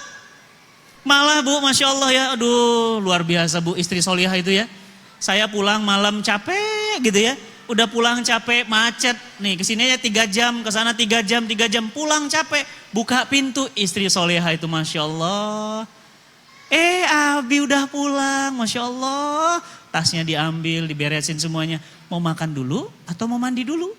Atau mau makan sambil mandi? Tuh. Ibu bayangin makan sambil mandi gimana? Berarti sambil shower? Masya Allah. Bahagia. Ya, tapi gimana? Tolak, nggak boleh. Nggak boleh punya anak, nggak boleh ngelayanin suami. Kenapa? Beban. Ya, ada undang-undangnya sebentar lagi. Dan yang keempat, kebebasan bereproduksi. Baik kepada laki-laki perempuan silahkan. Mau berproduksi dimanapun, boleh. Strategi mereka yang kedua, strategi bias gender. Hati-hati Bu, kemarin mereka sudah demo besar-besaran di Jakarta. Apa kata mereka? Bukan rok gua yang pendek, bukan gua yang porno, otak lu yang ngeres. Jangan atur gue, mau hijab mau enggak urusan gue. Ini dada gue, bukan dada lu. Ini dadaku, mana dadamu? Itu biasa Bu. Dan yang pakai spanduk itu siapa? Muslimah berkerudung. Dia pun nggak ngerti tuh dia ngomong apa itu. Perjuangkan hak-hak wanita. Ini Bu namanya gerakan feminisme. Ya nanti kapan-kapan saya ngisi tentang feminisme. Ini bahaya banget Bu feminisme. Kenapa feminisme berbahaya? Karena feminisme itu ingin agar laki-laki dan perempuan full setara. Full sama. Kalau laki-laki bisa angkat barbel, perempuan juga bisa. Kalau laki-laki bisa bodybuilder, perempuan juga bisa. Kalau laki-laki bisa nggak pulang-pulang rumah, perempuan juga bisa. Akhirnya laki-laki dan perempuan berlomba-lomba untuk hancur hidupnya. Bayangin Bu, hancur semuanya. Kenapa? Padahal laki-laki dan perempuan memang sama. Sama-sama taat kepada Allah. Tapi pasti juga karena beda itulah kita satu. Kalau sama buat apa? Ya enggak? Kalau sama buat apa? Justru karena beda itulah perempuan lembut, laki-laki tegas. Perempuan pemalu, laki-laki itu maju. Perempuan itu lembut, laki-laki itu karakternya keras. Itu karakter yang harus ada. Makanya laki-laki dan perempuan yang mendidik anaknya perpaduan ayah dan ibunya. Sayang Bu, kalau yang single parent, baik yang laki-laki sendiri atau perempuan sendiri, anaknya karakternya karakter ayahnya sendiri atau ibunya sendiri. Apa strategi gender dalam keluarga? Yang pertama, hak nafkah menafkahi. Ya. Apa itu hak nafkah menafkahi? Di dalam Islam, perhatikan bapak-bapak, mohon maaf. Di dalam Islam, saya sampaikan sama bapak-bapak, termasuk yang streaming maupun dimanapun, wajib hukumnya menanggung nafkah anak, istri, suami. Haram hukumnya berlepas diri. Mas, ini gajiku kan cuma 2 juta. Anak-anak uang sekolah gimana? Terserah kamu. Aku kan udah bayarin rumah sama mobil. Pikirin sana, haram hukumnya. Dosanya besar. Sama seperti dosa meninggalkan sholat. Sama seperti dosa durhaka kepada orang tua. Sama seperti dosa zina. Dosa apa? Laki-laki berlepas diri dari nafkah. Mas, udah 3 bulan belum ditransfer, gimana ya? Kamu keluar kota terus, anak-anak sekolahnya aku semua. Aku sampai dagang keripik Mas, ya urusan kamu lah. Uang aku, uang kamu. Masya Allah. Laki-laki seperti ini dilaknat oleh Allah dan Rasulnya. Kenapa? Nafkah itu wajib di tangan suami. Istri gak wajib, tapi boleh bekerja. Dengan syarat, 1, pekerjaannya tidak merusak ifahnya. Apa itu ifah? Kehormatan. Jadi ibu kerja tapi harus buka jilbab, gak boleh, haram pekerjaannya. Yang kedua, roknya harus mini, gak boleh. Yang ketiga, harus mendesah-desahkan suara. Selamat siang Bapak. Nah itu mendesah. Kenapa harus ada ya? Kalau ibu di call center kerjaannya kayak gitu, itu kerjaan haram Bu. Selamat siang Bapak, ada yang bisa saya bantu? Nggak boleh Bu. Biasa-biasa aja. Selamat siang dengan call center kartu halo, ada yang bisa dibantu? Biasa aja, nggak boleh berdesah-desahkan suara. Kenapa? Itu merusak ifah seorang wanita. Ya. Kemudian apa? Pekerjaannya halal. Yang ketiga, izin suami. Alhamdulillah Ustadz, saya bekerja, suami saya izin, kerjanya juga halal karena saya akuntan Ustadz. Oke, boleh. Dan yang ketiga, saya tetap boleh pakai hijab dan tetap berjilbab. Bagus, silahkan, boleh. Silahkan ibu boleh kerja. Wanita hukumnya boleh, laki-laki hukumnya wajib. Wajib apa? Ain. Seperti wajibnya sholat. Tapi Ustadz, suami saya cuma jualan teh botol. Pahalanya mampu menghapus dosa-dosanya, kata Rasulullah. Meskipun jualan teh botol lebih mulia bu daripada yang nabrak tiang listrik. Iya. Ustadz, suami saya itu Masya Allah. Pagi Ustadz sampai sore gojek. Malam jualan roti bakar. Bagus bu, mulia bu. Rasulullah SAW mas, itu pernah mencium tangan seorang sahabat. Biasanya kan Rasul yang tangannya dicium. Ini tangan sahabat dicium sama Rasulullah. Para sahabat bertanya, ya Rasulullah, kenapa engkau cium tangannya? Apa kata Rasulullah? Tangan orang seperti ini tidak akan pernah mencium, tidak akan pernah menyentuh api neraka. Tangan siapa? Tangan seorang sahabat yang namanya Sa'ad. Kenapa? Tangannya kapalan. Tahu kapalan? Bekerja keras untuk anak istrinya. Subhanallah. Makanya bu, punten, perempuan itu tulang rusuk. Tulang rusuk segini bu. Tulang punggung siapa? Tulang rusuk jadi tulang punggung patah. Jangan. Ibu ummun warabbatul bait. Ibu dan pengatur rumah tangga. Tapi Ustadz, gaji suami saya kecil. Bolehkah saya bekerja? Boleh. Halal, izin suami, gak merusak ifah. Silahkan. Kalau bisa malah ibu gak usah kerja. Bisnis aja. Ya, ada jamaah saya bu, jualan rendang. Suaminya meninggal. Dia sedih, dia bilang apa? Ustadz, suami saya meninggal, aduh kiamat saya Ustadz. Kenapa? Gak ada lagi pemasukan. Bu, yang ngatur rezeki siapa? Allah.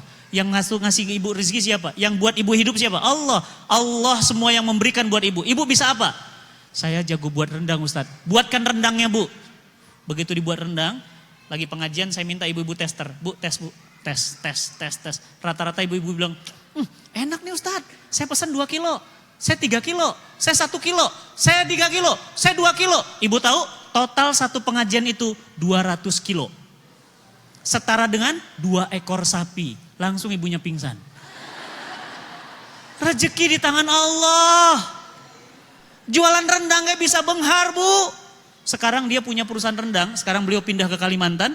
Bisnis rendang kemasan bu. Karyawannya 200 orang. Ayo. Ibu yang masak, enggak, ibu cuma, ini kelapanya kurang tua, gitu doang. Ibunya ngapain? Pengajian. Rendangnya jalan sendiri. Ngapain ditungguin rendang? Bisnis hijab, Ustadz Felix Siau, istrinya punya bisnis, namanya Hijab Alila, miliaran per bulan bu. Istrinya ngapain? Ngurus anak. Ngurus suami, bisnisnya jalan, tinggal cek saldo. Oh iya udah masuk 3 miliar, transfer kemana? Udah masuk 2 miliar. Suaminya ngapain? Ngisi pengajian. Enak? Enak. Berkah? Berkah. Halal? Pasti. Jualan hijab. Masya Allah, kenapa harus ngantor? Laki-laki ngantor, perempuan ikut ngantor. Saya ke kereta bu, saya dulu ngantor. Pergi pagi, pulang petang, pendapatan pas-pasan, pantat peot, punggung pegel, pala pusing, pingsan-pingsan. Jam 11:30 masih ada ibu-ibu di kereta. Tidur di kereta begini. Ngek. Saya iseng nih ibu tidurnya enak banget. Saya bilang, bu, saya kan berdiri juga. Saya tanya, bu, dia terbangun. Masya Allah matanya merah bu. Saya tanya, ibu mau turun di mana? Maaf bu ganggu. Soalnya tadi tidur enak banget. Di mana nih pak? Bu ini sudah di Depok. Oh Depok. Aduh saya turun di Bogor pak. Bu ini 11:30 loh bu. 11:30 berarti setengah jam lagi sampai Bogor. Berarti ibu jam 12 sampai rumah. Sampai ke stasiun Bogor. Berarti dari situ ibu ke rumah sekitar 1:30. Ibu tadi berangkat jam berapa? Tadi 4:30 pak. 4:30 loh bu keluar dari rumah. Bayangin ibu enak banget ya. Tinggal taklim. Catet pulang dari sini kuliner. Enak banget. Enak. Gantung bu. Apa kata dia? Iya pak, tadi 4:30. Loh, ibu jam 11:30 belum pulang. Suami gimana? Suami jam 8 tadi udah di rumah pak. Oh. Terus yang nyiapin makan anak-anak sama suami? Alhamdulillah pak, ada pembantu. Oh, alhamdulillah. Terus yang nyiapin baju suami, alhamdulillah ada suami, ada pembantu. Terus yang tidur sama bapak, alhamdulillah ada. Tidur sama pembantu. Allahu Akbar ibu. Mau ngapain bu? Keluar rumah. Wanita nggak usah keluar rumah kecuali apa? Hal-hal yang wajib. Apa itu? Taklim, jemput anak sekolah, ngantarkan anak ke rumah sakit, belanja, memenuhi kebutuhan suami. Itu wanita solihah. Ngapain? Orang-orang kantor sekarang bu, iring lihat ibu. Saya ngisi di kantor-kantor, di BCA, di Citibank, di mana-mana. Perempuan, apa kata dia? Ih enak ya Ustadz, ibu-ibu itu ya. Jam segini bisa taklim. Apa kata saya? Ibu-ibu di taklim juga bilang, enak ya orang yang di kantor di Sudirman. Itu namanya orang yang gak pernah syukur. Enak ya Ustadz, gedungnya tinggi, pulang pakai AC. Atau pulang pakai AC. Semua juga bisa bu, Masya Allah. Mereka pingin kayak ibu. Syukur bu. Pulang dari sini coba tanya, mau kemana? Mana ya gitu ya. Jalan. Bakso. Beres bakso, apalagi. Wah Masya Allah, nikmat. Ya. Nah, jadi setara gender ini merusak. Apa strategi setara gender? Pemimpin rumah tangga, karena perempuan bekerja, karena perempuan menafkahi, maka pemimpin rumah tangga bukan lagi suami, tapi istri. Mas gimana? Jadi gak kita putuskan beli rumah itu? Ya terserah kamu, kan keputusan kamu sekarang. Oh iya, kamu sadar kan gajimu kecil? Tuh kan. Masya Allah, suami digituin. Jadi gimana? Ya udah aku putusin jadi beli rumah ya. Terserah kamu lah. Orang gajiku cukup untuk bayar uang anak sekolah kok. Ya udah, makanya kamu nyadar ya. Masya Allah. Padahal dalam Quran apa? Ar-rijalu qawwamuna 'alan nisa. Laki-laki itu pemimpin bagi rumah tangga. Meskipun gajinya kecil, dialah bu sumber surganya ibu. Ini ada jenazah ibu. Ya. Ini kerenda mayatnya ibu. Suami ibu megang mic gini. Terima kasih jamaah semuanya sudah hadir di pemakaman istri saya yang tercinta. Demi Allah, 30 tahun saya menemaninya dalam suka dan duka. Saya bersaksi kepada Allah, istri saya solihah, surga bu. Selesai ya semua. Suami tinggal ngomong gitu dia, saya bersaksi kepada Allah, istri saya solihah, surga. Selesai udah. Terus kata si ibu apa? Tergantung suaminya Ustadz. Ya, suami cuma ngomong gitu doang. Ibu udah di dalam ngapain? Ibu udah gak bisa ngapa-ngapain udah. Suami cuma bilang, istri saya solihah. Udah selesai. Ya, saya kemarin diundang Pak Habibie ngisi di rumah Eyang Habibie. Eyang Habibie lagi sakit, tapi sekarang lagi proses penyembuhan.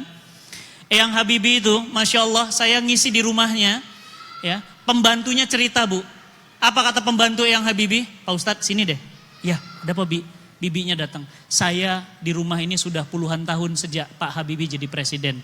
Saya mau ngasih saran buat Ustadz, juga buat Ustadz-Ustadz yang lainnya. Saya dipanggil di sana untuk ngisi. Apa katanya? Pembantu rumah tangganya. Bunda Ainun almarhumah, dia bilang, tidak pernah tidur kecuali suaminya tidur duluan. Ibu paham maksudnya? Ibu paham maksudnya? Full melayani suami. Kamu mau apa lagi? Makan? Siap. Apalagi pijet? Apalagi rapot? Iya. Apalagi tolong telepon kanon? Iya. Benar-benar bakti sama suami. Bunda Ainun. Ainun Habibie Allah yarhamah. Semoga Allah merahmatinya. Ketika kemudian wafat itu, apa katanya? Tidak pernah Bunda Ainun itu tidur duluan. Kecuali sakit. Kebayang ya bu? Pertanyaan saya, bagaimana dengan ibu? Siapa yang tidur duluan? Masya Allah. Jadi suami itu tidur duluan, beres dulu semuanya. Baru istri tidur nyusul. Ini istri solihah. Jadi bukan nggak ada ngomong gender-gender. Nggak ada urusannya dengan gender. Ya. Allah menciptakan laki-laki perempuan itu bukan untuk dipertentangkan. Tapi untuk disatukan. Ya, subhanallah ya bu. Nggak pernah tidur duluan berarti apa? Wah itu mental yang ngelayanin banget. Pantaslah Eyang Habibie itu nggak mikir kawin lagi. Kurang apa bu? Duit ada, jabatan ada, dan sehat bu. Umur 82 tahun masih bisa berenang 1 jam. Saya dapat kabar dari security-nya. Eyang Habibie itu kalau berenang masih kuat 1 jam. Berenang bu. Antum mas masih kuat 1 jam? Kuat di pinggir kolam renang. 1 jam loh, Eyang Habibie loh, Masya Allah. Dan Eyang Habibie itu dari ba'da subuh sampai duha, gak lepas dari Quran. Itulah makanya beliau jadi presiden gak lama. Kenapa? Amerika gak ridho. Orang soleh rupanya, saya juga baru tahu, Masya Allah. Istrinya begitu. Masya Allah, pantas anak-anaknya hebat-hebat dari rahim ibu yang hebat. Makanya ini ibu-ibu hebat nih. Anaknya hebat-hebat. Ya. Nah, yang ketiga, apa strategi mereka? Melegalkan pernikahan beda agama. Maksudnya apa? Mereka ada rencana undang-undang bebas nilai agama akan dicanangkan dan akan ketok palu. Jadi targetnya apa? Gak usah lagi masalah kafir muslim. Muslim kafir, harus toleransi. Bagaimana toleransinya? Boleh nikah beda agama. Laki-lakinya kafir, perempuannya muslimah, boleh. Laki-lakinya kafir, muslimah, murtad, segala macam, boleh. Kenapa? Liberal, semua serba boleh. Dan yang keempat, strategi mereka. Ini strategi mereka. Apa strategi mereka? Melegalkan kebebasan ekspresi seksual. Bebas. Bebas. Kenapa? Karena apapun yang mereka lakukan, mereka merasa bebas dari tekanan-tekanan, termasuk tekanan-tekanan agama. Bebas. Laki-laki sama laki-laki suka boleh. Bu, pertanyaan saya, kalau cowok sama cowok bakal punya anak? Kata ibu, kata mereka bisa. Caranya gimana? Diambil spermanya, dia sewa ibu rahim. Disemprotkan sperma mereka ke rahimnya, hamil. Maka nanti anak itu katanya adalah anak mereka berdua. Siapa yang nyusuin? Ibu. Sampai kemudian besar. Ini jadi anaknya. Masya Allah ya, otaknya sakit. Kalau perempuan sama perempuan, bisa hamil? Enggak bisa. Kenapa? Enggak lengkap. Harus ada sperma. Mereka beli sperma. Ambil, pilih. Mau yang hidung mancung, mata bulat, mata sipit, kulit hitam, tinggi badan. Ambil, semprot ke rahimnya. Serot, serot, hamil. Ketika hamil nanti, maka ini anak siapa? Anak mereka berdua. Kan enggak menyusui. Ya kan? Karena enggak hamil. Subhanallah ya Bu ya. Allah tuh ciptakan dia, hamil tuh ada susu. Enggak hamil, enggak bisa. Maka gimana? Disusukan dengan ibu titipan susu. Jadi anaknya. Ya, Masya Allah. Dan ternyata LGBT itu saya baru tahu. Itu bukan penyakit, maaf, itu bukan takdir. Itu penyakit. Dan buktinya bisa sembuh. Kenapa bisa sembuh? Saya langsung ketemu, saya sering cerita ini kemana-mana. Ada orang yang namanya Sam Brody. Sam Brody, ibu cek aja di Google, cek Sam Brody tulisannya. Nah Sam Brody itu dulunya laki-laki bu. Gagah, ganteng, berubah jadi perempuan. Namanya Samantha. Samantha itu jadi model di Hollywood. Cantik, wah pokoknya mah kalau bapak-bapak ngelihat mah naksir lah. Padahal apa? Cowok. Berubah jadi cewek, dagunya, matanya bagus. Ya perempuan lah, hidungnya, bibirnya semua operasi total jadi cewek. Kaya raya, punya rumah mewah di Inggris. Pulang ke Indonesia resah. Kenapa resah? Aku ini laki-laki apa perempuan ya? Kok hidup begini ya? Kok aku kaya tapi gak bahagia ya? Akhirnya gimana bu? Masuk Islam. Alhamdulillah sahadat, masuk Islam. Beliau kemudian berubah jadi laki-laki lagi. Kumisnya dipanjangin, jenggotnya dilebatin, gym, jadilah laki-laki lagi. Sekarang sudah punya anak 2, cewek. Apa kata dia? Ustadz, yang namanya LGBT itu penyakit, bukan takdir, bukan rahmat, bukan kutukan. Itu penyakit dan penyakit itu menular. Hati-hati. Hati-hati Pak, jangan ngeremehin ya. Nularnya dari mana Mas? Dari pergaulan dan dari tontonan.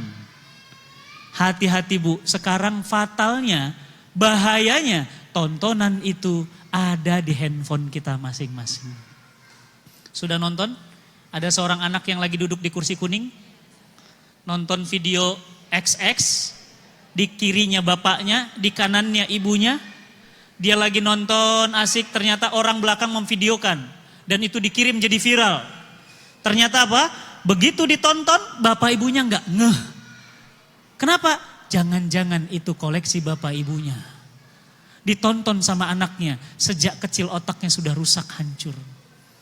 Bu, saran saya, jangan ada handphone untuk anak kita. Kalaupun ada, dibatasin. Kenapa? Dan jangan main-main handphone kita itu. Tulisan, teks, foto, video, itu ditonton oleh anak-anak kita. Oleh karena itu, saya ingatkan ibu, saya ingatkan bapak, di grup saya, ada grup kajian. Itu ada ibu yang anaknya diberi handphone. Ternyata ada foto ibunya pakai handuk. Anak kecil pegang handphone, nggak ngerti. Diposting ke grup, tok, tok, tok, tok. Sama orang kajian di grup dibuka, cek, astagfirullah. Foto apa ini? Foto apa? Upload apa? Cabut. Begitu dicabut, ya sudah sebar. Kan WhatsApp kan baru-baru ini aja bisa menghapus. Dulunya kan nggak bisa dihapus. Ya gimana? Jadi tonton orang. Langsung ibunya, Masya Allah, ibu gambar nangis. Mohon maaf, itu foto saya, anak saya pegang handphone. Bu, itu aib bu. Anak kita itu Masya Allah, jangan kasih. Berapa banyak anak-anak sekarang rusak otaknya gara-gara handphone. Main game, bonusnya apa? Perempuan pakai bikini. Apa hubungannya? Ini ujung-ujungnya. Nah, oleh karena itu ibu-ibu yang dirahmati Allah, strategi yang kedua, yang terakhir. Bagaimana agar umat Islam itu setelah liberal, setelah sekuler, bagaimana agar umat Islam jumlahnya sedikit? Mereka kontrol populasi. Bagaimana caranya?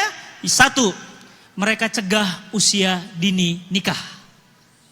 Jadi nikah jangan usia dini. Masih ingat lagunya Pernikahan Dini?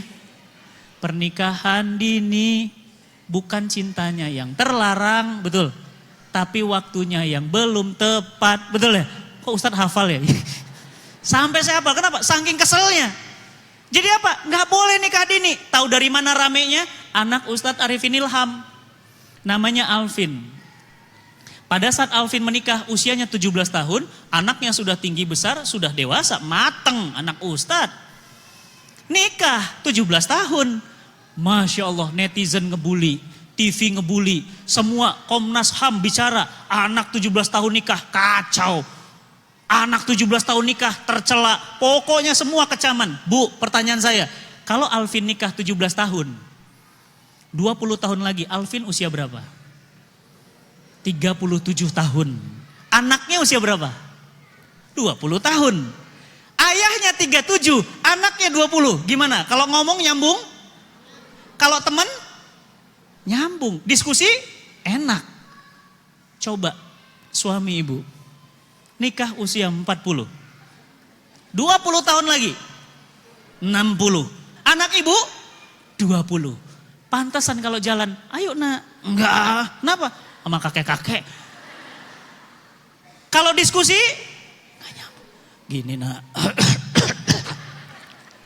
Papa mau ngomong. Papa mah gak nyambung, diskusi mah suka gak connect. Papa mah udah lola, tuh kan. Kenapa? Ibu udah tua. Ya bu, saya itu nikah telat bu. Harusnya saya kemarin 25. Ini geser dikit ke 26. Sekarang saya udah 40. Jangan bilang awet muda bu. 40. Anak saya sekarang sudah 13 tahun. Diskusi nyambung. Bang gini nak, nanti kalau gini-gini, ya Bi, yuk bareng yuk, ayo main kuda, panahan, temenan. Kenapa? Karena ayah sama anaknya deket, ngobrolnya nyambung. Ayahnya sehat, anaknya muda. Coba Bu bayangkan, kalau nikah usia 17 tahun, 20 tahun lagi, anaknya berapa? Mungkin bisa 10, mungkin bisa 5, ya enggak? Pertanyaan saya, kalau nikah umur 40, 20 tahun lagi berapa anaknya? Ibu 40 nikah gimana? Ya sudah selesai. Jadi mereka itu berencana untuk apa? Mencegah nikah usia dini. Tapi apa? Zina boleh. Keluar kata-kata no age. Free sex? Oke. With condom. Boleh. Jadi gak apa-apa nak, kamu lakukan saja. Yang penting jangan hamil ya. Nih pakai. Ini. Bebas, ini rusak. Kalau rumah tangga kita, anak kita gini gimana? Hancur bu. Ya, Masya Allah. Nah, apa cara mereka yang kedua? Sterilisasi keluarga muslim. Karena mereka tahu dalam Islam dianjurkan punya banyak anak. Dianjurkan punya banyak keturunan. Mereka sterilkan. Yang laki-lakinya vasektomi, yang perempuannya itu bektomi. Rahimnya gak berfungsi, laki-laki masih berfungsi bisa berhubungan tapi nggak ada spermanya. Oleh karena itu Bapak Ibu yang dirahmati Allah, inilah strategi-strategi mereka menghancurkan keluarga-keluarga muslim. Dan apa yang dampaknya? Dampaknya, efeknya, satu, keluarga-keluarga muslim maka konflik keluarga di mana-mana. Ibu udah dengar berita dari Kementerian Agama, setiap tahun perceraian di Indonesia meningkat 300%. Cerai, gampang cerai. Ya, dikit-dikit cerai, Masya Allah. Ya. Kemudian perselingkuhan di mana-mana, perzinahan, tadi ya menolak hubungan, ya iya. Apalagi aborsi, homoseksual, dan muncul persoalan-persoalan kependudukan. Kenapa? Akibat minimnya angka kelahiran. Jadi orang sekarang itu beda sama zaman old. Orang tua kita anaknya berapa? 7, 11, 12, 13. Sekarang 2, 1, udah cukup, capek. Masya Allah. Bu, Ibu tahu Bu? Seorang wanita yang melahirkan, menyusui, membesarkan anaknya dan kemudian dia wafat dalam kondisi itu. Apa kata Rasulullah? Dia setara dengan syuhada. Syuhada itu apa Bu? Matinya syahid. Masya Allah. Memang ribet. Saya juga tahu. Kenapa? Saya juga punya anak Bu. Tahu saya ribet, makanya apa? Istri gak usah ditambahin bebannya. Udah cukup. Anak saya dua-duanya laki-laki. Yang satunya umur hampir 12 tahun, 13 tahun. Sekarang mau 13 tahun. Adiknya itu baru 1,5 tahun. Kok jauh banget Ustadz? KB ya? Enggak Bu, ngapain KB. Jadi gimana? Allah yang ngasih begitu. Ini tadi malam Masya Allah. Mohon doanya ya Bu. Ada flu ya. Kaget juga ada flu kayak gitu ya. Saya pernah dengar katanya flu Singapura. Ya, flu Singapura tuh gimana? Dia flu, dia kayak cacar, tapi cacarnya hanya tangan, kaki, mulut. Pernah dapatnya di Singapura. Jadi katanya pernah satu apartemen itu, langsung satu apartemen itu kena semuanya. Anak-anak bayi. Biasanya yang kena itu usia 7 sampai 7 ke bawah. Ya. Ribet. Nah, namanya ngurus anak ribet, tapi jangan lupa pahalanya besar. Orang tua sekarang gak mau ribet. Nah, oleh karena itu, ibu-ibu, bapak-bapak, maka solusi kita terakhir, satu, apa solusinya? Tafakuh fiddin. Apa itu tafakuh fiddin? Ibu, bapak harus fakih urusan agama. Apa itu fakih urusan agama? Ngerti Islam, ngerti hukum. Nih alhamdulillah nih, belajar, catat, rekam, nanti di rumah didengerin lagi, ngomong mas suami, mas, ya deh, tadi aku ngaji sama Ustadz Fatih, ternyata aku baru tahu kayak gini gitu hukumnya nggak boleh ya, berarti ini hukumnya boleh, ini nggak boleh, oh gitu ya, ya udah coba kita tanya yuk diskusi, tafakuh fiddin, fakih Bu dalam urusan agama.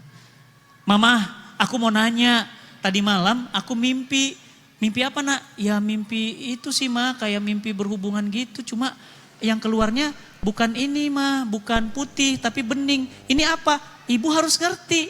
Di laki-laki Bu, ada yang namanya mani, ada yang namanya mazi, ada yang namanya wadi. Ibu harus ngerti. Mani, mazi, wadi, harus ngerti. Laki-laki punya seperti itu. Perempuan ada namanya nifas, ada namanya haid. Harus ngerti Bu, fikihnya. Nah, ibu harus fakih dalam urusan agama. Belajar. Oh hari ini ada Ustadz Yusuf Mansur, kejar.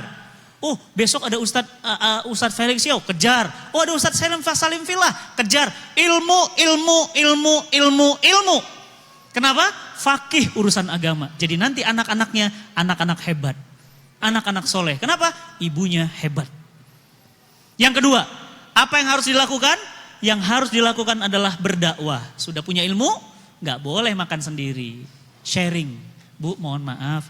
Setahu saya dalam Islam itu begini. Dalam Islam itu nggak boleh Bu begini. Hukumnya begini karena pendapat ulama itu begini. Oh gitu ya Mbak, makasih ya Mbak. Ya saya juga cuma sekedar sharing Bu, kebetulan baru ngaji. Jadi yang baru tahu cuma itu, sharing Bu. Apa namanya? Dakwah. Ibu harus mulai ngisi kajian. Oh masa saya ngisi kajian jadi ustazah gitu. Bu, dakwah itu kewajiban setiap muslim dan muslimah. Istri saya itu sudah mulai ngisi kajian. Dulunya enggak, saya cetak. Suami fungsinya apa? Membimbing istri, mendidik istri. Istri isinya sudah penuh. Saya bilang apa? Gelasnya sudah penuh. Umi sekarang wajib membagi-bagikan gelas yang penuh ini. Alhamdulillah. Istri saya ngisi rutin di Bintaro. Ada yang di Bogor, ya, di Tangerang sini belum. Nanti takut macet lagi jauh. Ya, jadi gimana? Ya ke Bintaro paling ngisinya. Alhamdulillah istri sudah mulai ngisi. Sudah belajar bahasa Arab. Ibu belajar bu bahasa Arab. Ibu belajar tahsin. Ustadz pantes ya, saya kalau belajar saya baca Quran di rumah Ustadz. Kalau baca Quran, suami saya selalu pergi gitu. Saya bilang, apa suami saya ada jinnya ya? Bukan ada jinnya bu, baca Quran ibu gak enak. Jadi suami ibu mual gitu. Makanya belajar tahsin, supaya panjang pendeknya, mahrojnya enak. Ya, nah yang ketiga, harus ada penerapan syariah. Kenapa? Kalau tidak ada syariah, Indonesia ini akan hancur. Hukuman bagi pezina. Kalau dia belum menikah, dia dicambuk 100 kali cambukan. Nih. Ibu tahu 100? Der. 100 kali bu. Sini. Siapa mereka? Melakukan seks pranikah, belum nikah. Kalau belum nikah, tapi belum nikah ya. Kalau kita sudah menikah. Kalau sudah menikah gimana? Ada bukti? Ada. Ada saksi? Ada. Ada bukti semua lengkap? Lengkap. Adukan pengadilan, digali lubang, dimasukkan ke dalamnya, ditutup tinggal kepalanya ditutup kain, dilempari batu sampai mati. Ceder. Hukuman bagi pezina. Ustadz kok serem banget? Serem gak bu? Serem gak? Kok serem? Bu, kalau ibu keluar, naik motor, tiba-tiba di ujung ada polisi, ibu takut gak? Ibu takut berarti ibu ada masalah. Alah polisi, putar balik ah. Pasti ibu gak pakai SIM. Atau gak pakai helm. Kalau ibu gak ada masalah, jalan aja. Polisinya bilang, selamat siang bu. Iya pak. SIM-nya? Oh ada pak. STNK? Ada.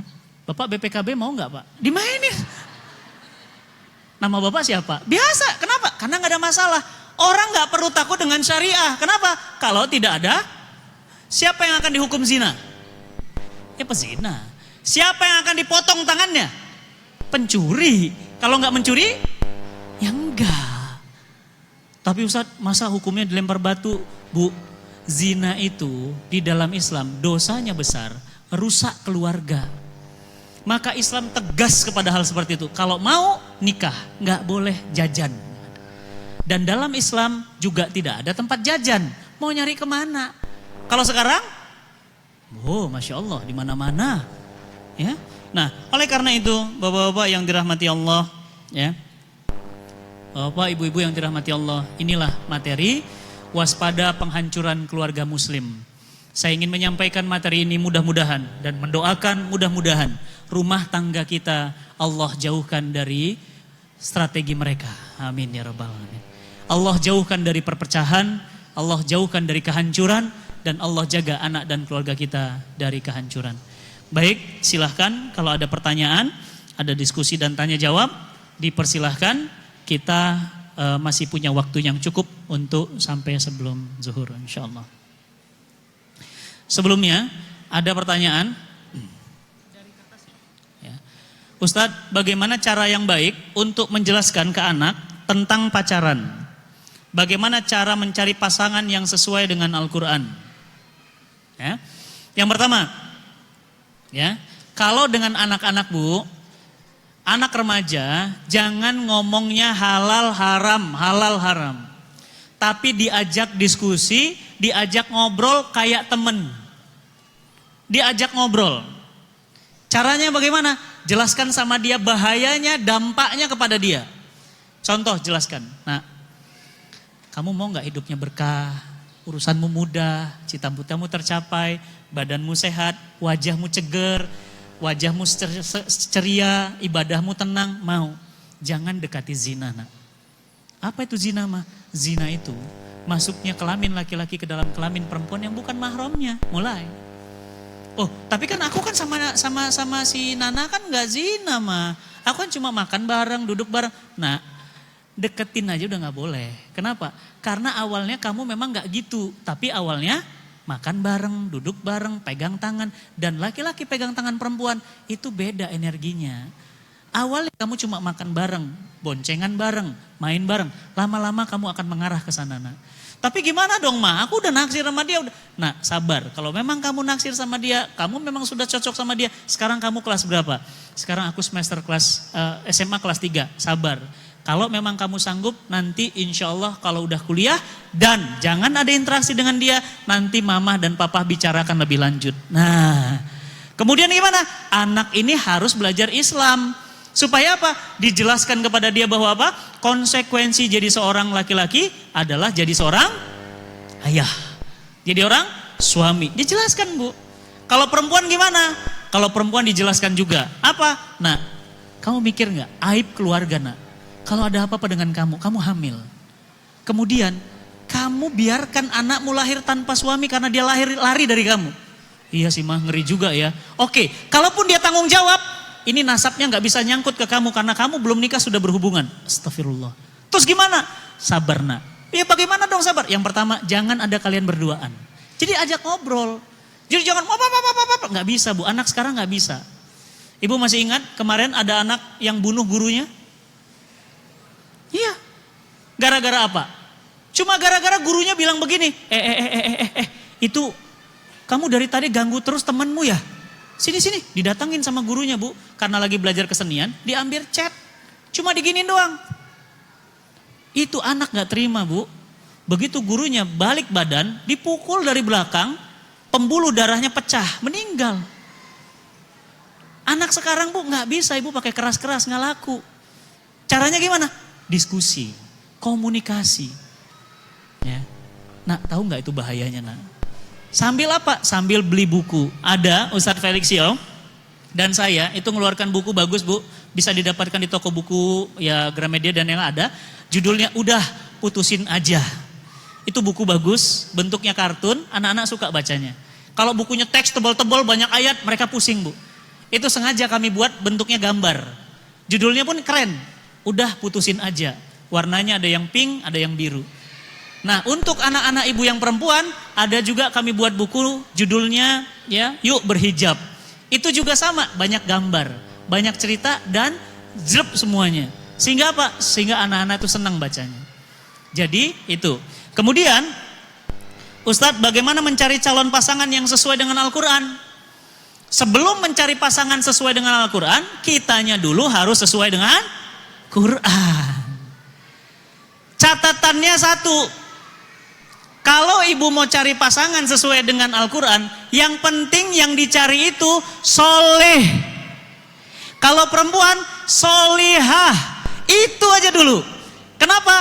Kalau ibu punya, nanti anak ibu punya pasangan solihah, karena anak ibu laki-laki, kasih dia angka 1. Kasih dia angka 1. Kalau dia solihah, kalau dia solih, kasih angka 1. Kalau dia kebetulan Ustadz, cantik si anaknya, tambah angka 0 di belakangnya. Alhamdulillah Ustadz, kebetulan anak saya tuh ngelamar, ya kebetulannya aja Ustadz, masih keluarganya Hamengkubuwono, tambah angka 0. Alhamdulillah Ustadz, kebetulan memang orang kaya, ya bapaknya sih yang kaya, anaknya kecipratan doang. Anak orang kaya, ya tambah angka 0. Kebetulan Ustadz pinter Ustadz, lulus dari ITB, IPK-nya 3,9, tambah angka 0. Alhamdulillah Ustadz pinter masak lagi. Kebetulan karena kita sama-sama Padang, dia jago banget buat cincang. Tambah angka 0.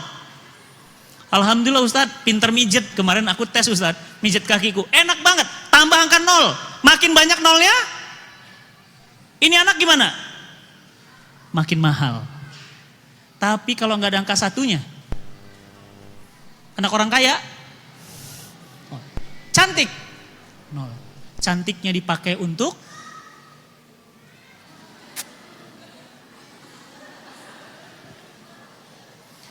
hayo Instagramnya isinya itu semua. Bu, ya cerita lain gitu Bu. Bulu hidung, masalah mata, masalah alis, kadang jadi sincan. Kadang alisnya biru. Bu, ya yang penting tuh soleh dulu. Ya, Aagim, anaknya Aagim. datang ngelamar, yang ngelamar namanya Ustadz Yusuf, imamnya Masjid DT. Datangnya gimana? Ayah, saya berencana untuk melamar Ica untuk jadi istri saya. Oh, mau ngelamar? Iya. Sudah hafal berapa Al-Quran? Alhamdulillah ya, baru tuh 30 juz saja. Ya iya, hanya 30 juz Quran ya. Sudah dipanggil. Ca, sini nak. Ya, kamu udah kenal? Sudah ya. Suka nak? Suka. Ya sudah, mau kapan nikahnya? Udah. Cepet, gampang. Gampang Bu. Saya Bu, datang ke mertua sendiri, nggak pakai orang tua. Cuma bawa donat 1 plastik. Datang, duduk langsung.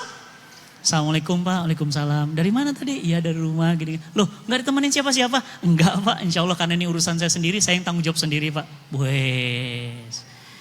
Langsung ke bapaknya, Pak, mungkin Ayu sudah cerita, saya berencana untuk menikahi Ayu jadi istri saya.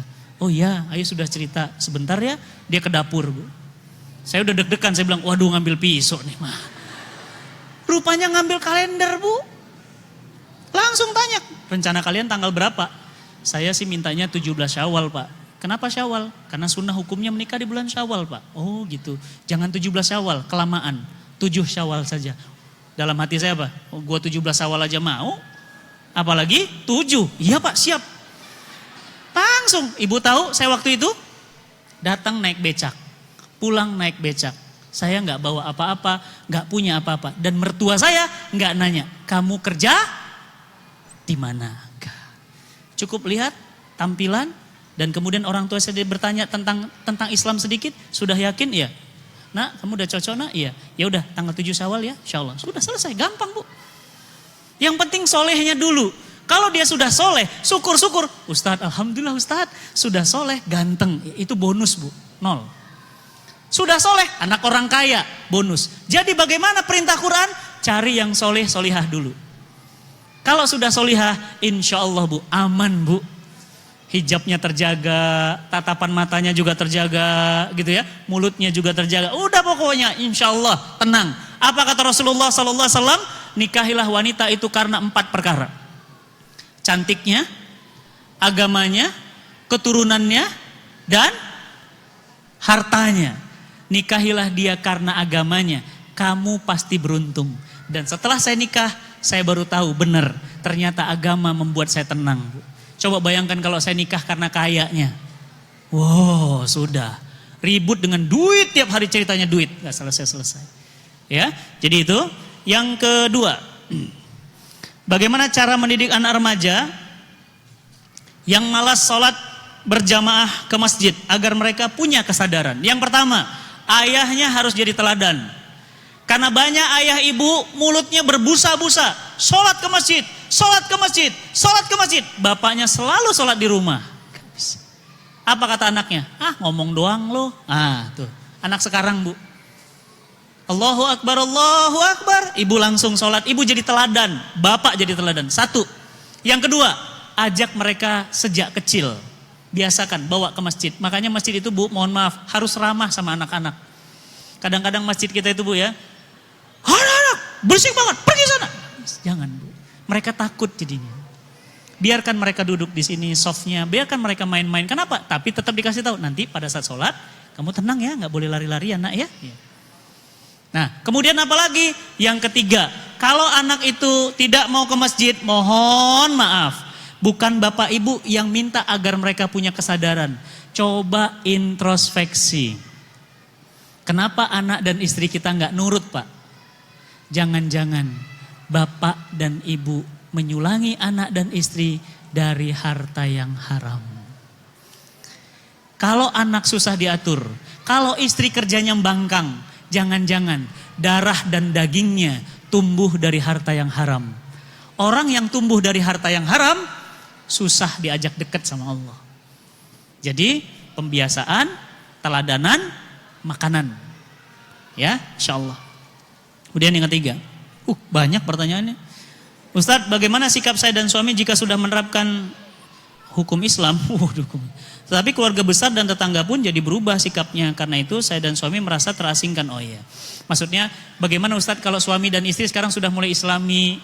Contoh misalnya pakaiannya, kebiasaannya. Tapi suami ini tetangga merasa terasing. Kok terasing? Semestinya tidak, Bu. Orang yang rajin ngaji mestinya semakin sayang sama tetangga. Kenapa? Rasul sampai-sampai mengatakan 3 kali. Apa kata Rasul? La yu'minun, la yu'minun, la yu'minun. 3 kali. Tidak beriman, tidak beriman, tidak beriman. Orang muslim, seorang yang tetangganya menjadi tidak nyaman karenanya. Berarti semestinya makin ngaji bukan sekedar penampilan yang berubah. Tapi apa? Akhlaknya baik sama tetangga. Assalamualaikum Bu, Masya Allah. Tadi malam kayaknya pulang kemalaman ya? Iya, saya mohon maaf tadi saya ngidupin lampunya. Kuncinya nggak. Oh iya Bu, makasih banget ini kuncinya. Bu, nanti jangan lupa ya, mangga yang depan itu nggak usah Ibu yang motong. Kebetulan tukang potong saya ada, biar saya yang potong karena udah ke jalan. Baik dengan tetangga Bu. Punten Bu, kalau Ibu meninggal malam ini yang pertama kali cepat bantu siapa? Tetangga. Jadi tetangga itu adalah saudara terdekat kita.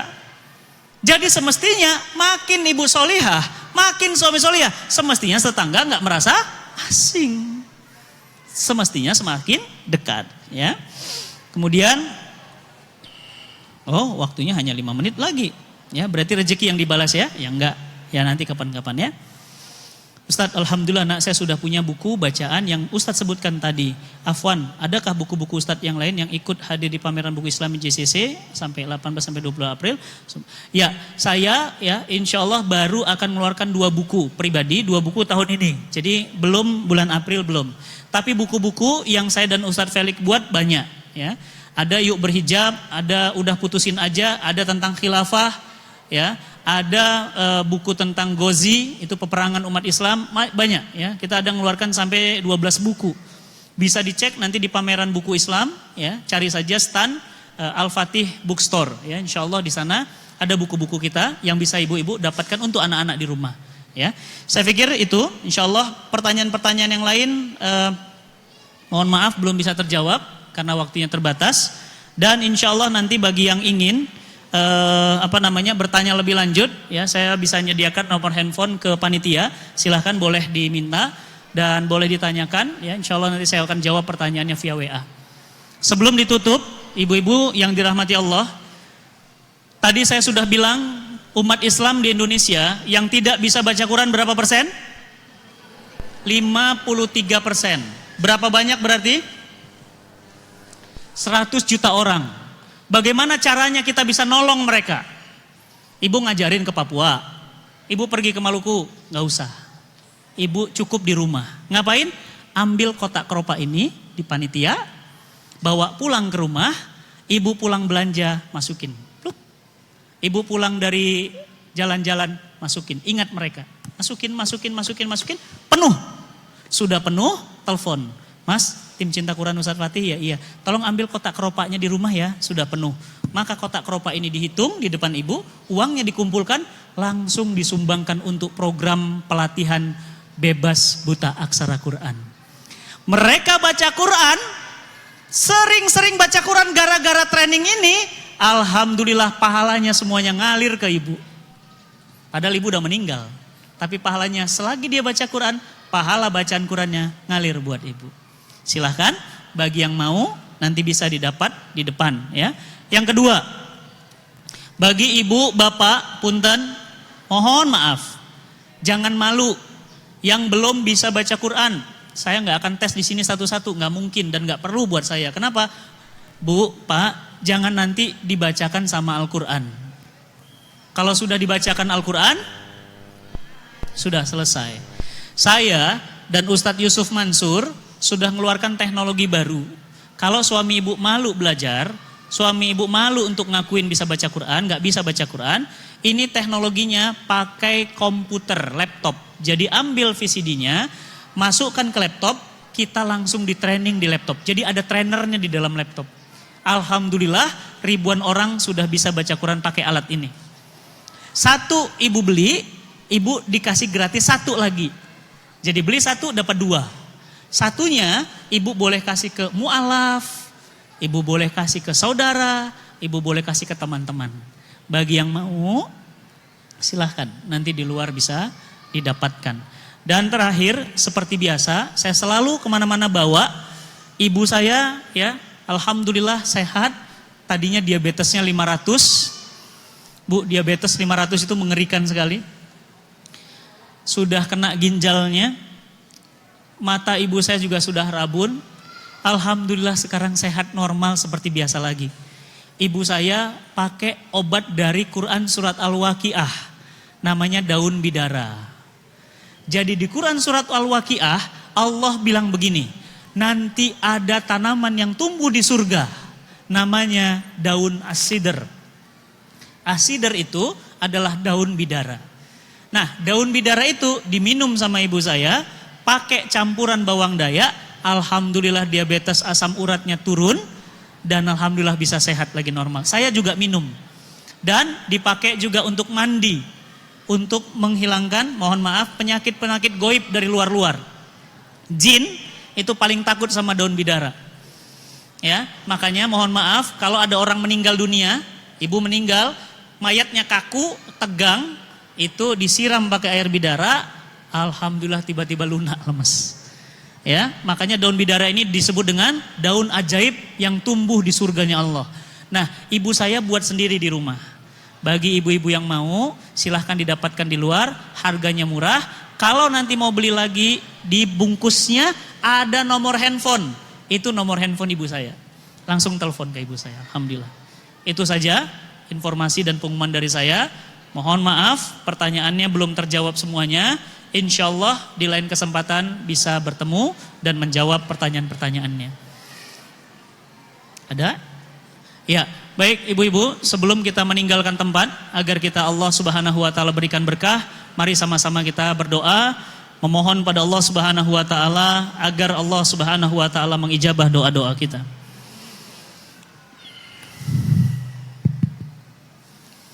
Ibu-ibu yang dirahmati Allah, bapak-bapak yang dirahmati Allah, mari sama-sama kita memperbanyak istighfar. Astaghfirullahalazim, astaghfirullahalazim. Astaghfirullahalazim, allazi la ilaha illa huwal hayyul qayyum wa atubu ilaik. Astaghfirullahalazim. Mari sama-sama kita istighfar untuk dosa-dosa kita yang sudah terlalu banyak. Istighfar kita, istighfar. Astaghfirullahalazim, astaghfirullahalazim. Kita punya rezeki banyak tetapi kita sedekahnya pelit. Istighfar kita, istighfar. Astaghfirullahalazim, astaghfirullahalazim, astaghfirullah. Azan berkumandang tapi kita tidak sholat, bersegera sholat. Kita istighfar. Astaghfirullahalazim, astaghfirullahalazim. Kita dulu minta punya anak, sekarang Allah beri kita anak-anak kita abaikan. Kita biarkan lingkungannya mencetaknya. Kita masa bodoh terhadap anak kita. Istighfar, kita istighfar. Astaghfirullahalazim, astaghfirullahalazim.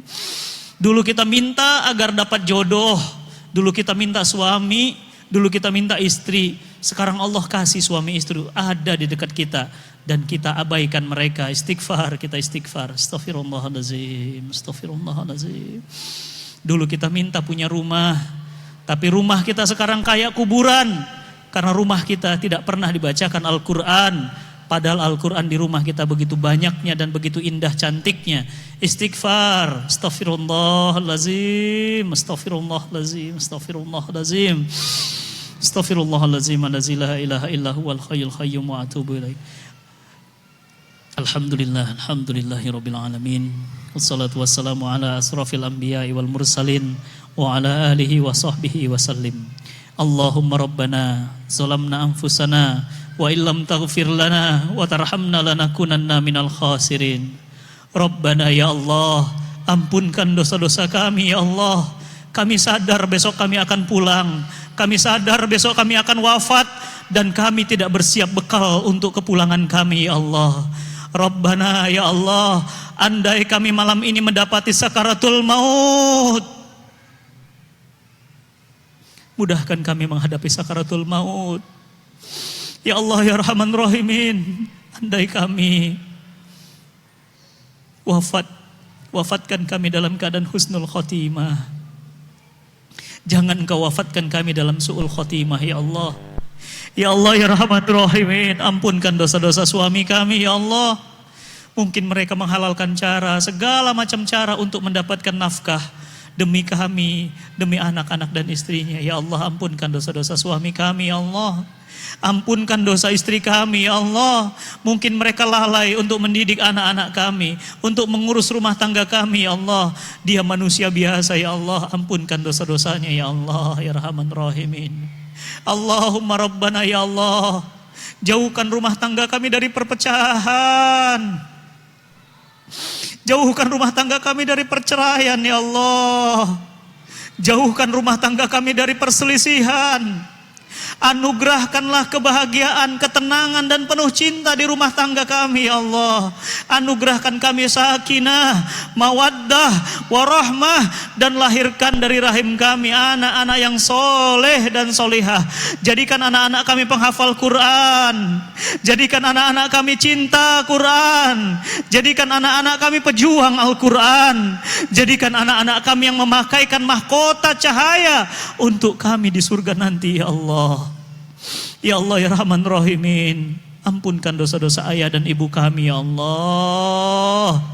Andai mereka masih hidup, jauhkan mereka dari bala dan bencana ya Allah. Berikan mereka kekuatan dan kesabaran ya Allah.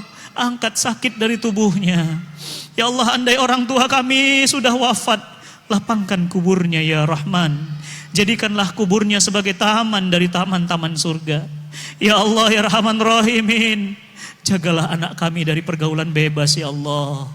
Jagalah anak-anak kami dari narkoba. Jagalah anak-anak kami dari tawuran. Jagalah anak-anak kami dari durhaka kepada orang tuanya Allah. Ya Allah, anak kami adalah harapan hidup kami ya Allah. Anak kami adalah investasi akhirat kami ya Allah. Ya Allah, jadikanlah kami orang tua yang penuh perhatian, penuh cinta kepada anak-anak kami ya Allah. Ya Allah, jadikanlah kami orang tua yang bertanggung jawab. Bukan hanya sekedar jadi orang tua biologis, tapi juga orang tua yang ideologis ya Allah. Ya Allah ya Rahman Rahimin, kelak kami pasti akan wafat ya Allah. Jangan kau wafatkan kami dalam keadaan maksiat. Jangan kau wafatkan kami dalam keadaan tidak sholat. Wafatkan kami kami dalam keadaan sujud dan ruku. Wafatkan kami sedang menunaikan umrah. Wafatkan kami sedang dalam keadaan dekat denganmu ya Allah. Ya Allah ya Rahman Rahimin, bukakanlah pintu-pintu rizki untuk kami ya Allah. Engkau maha kaya ya Rahman, ya Razak, ya Alim.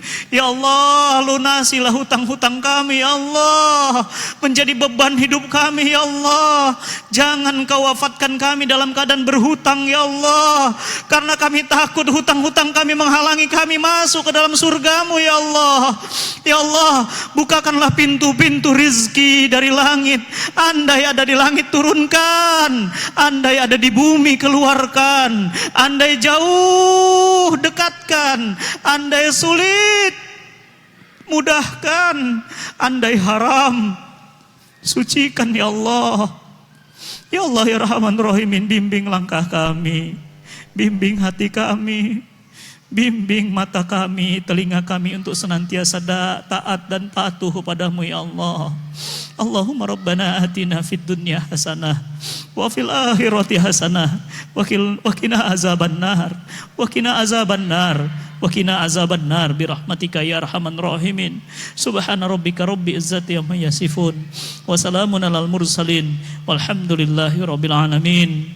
Assalamualaikum warahmatullahi wabarakatuh.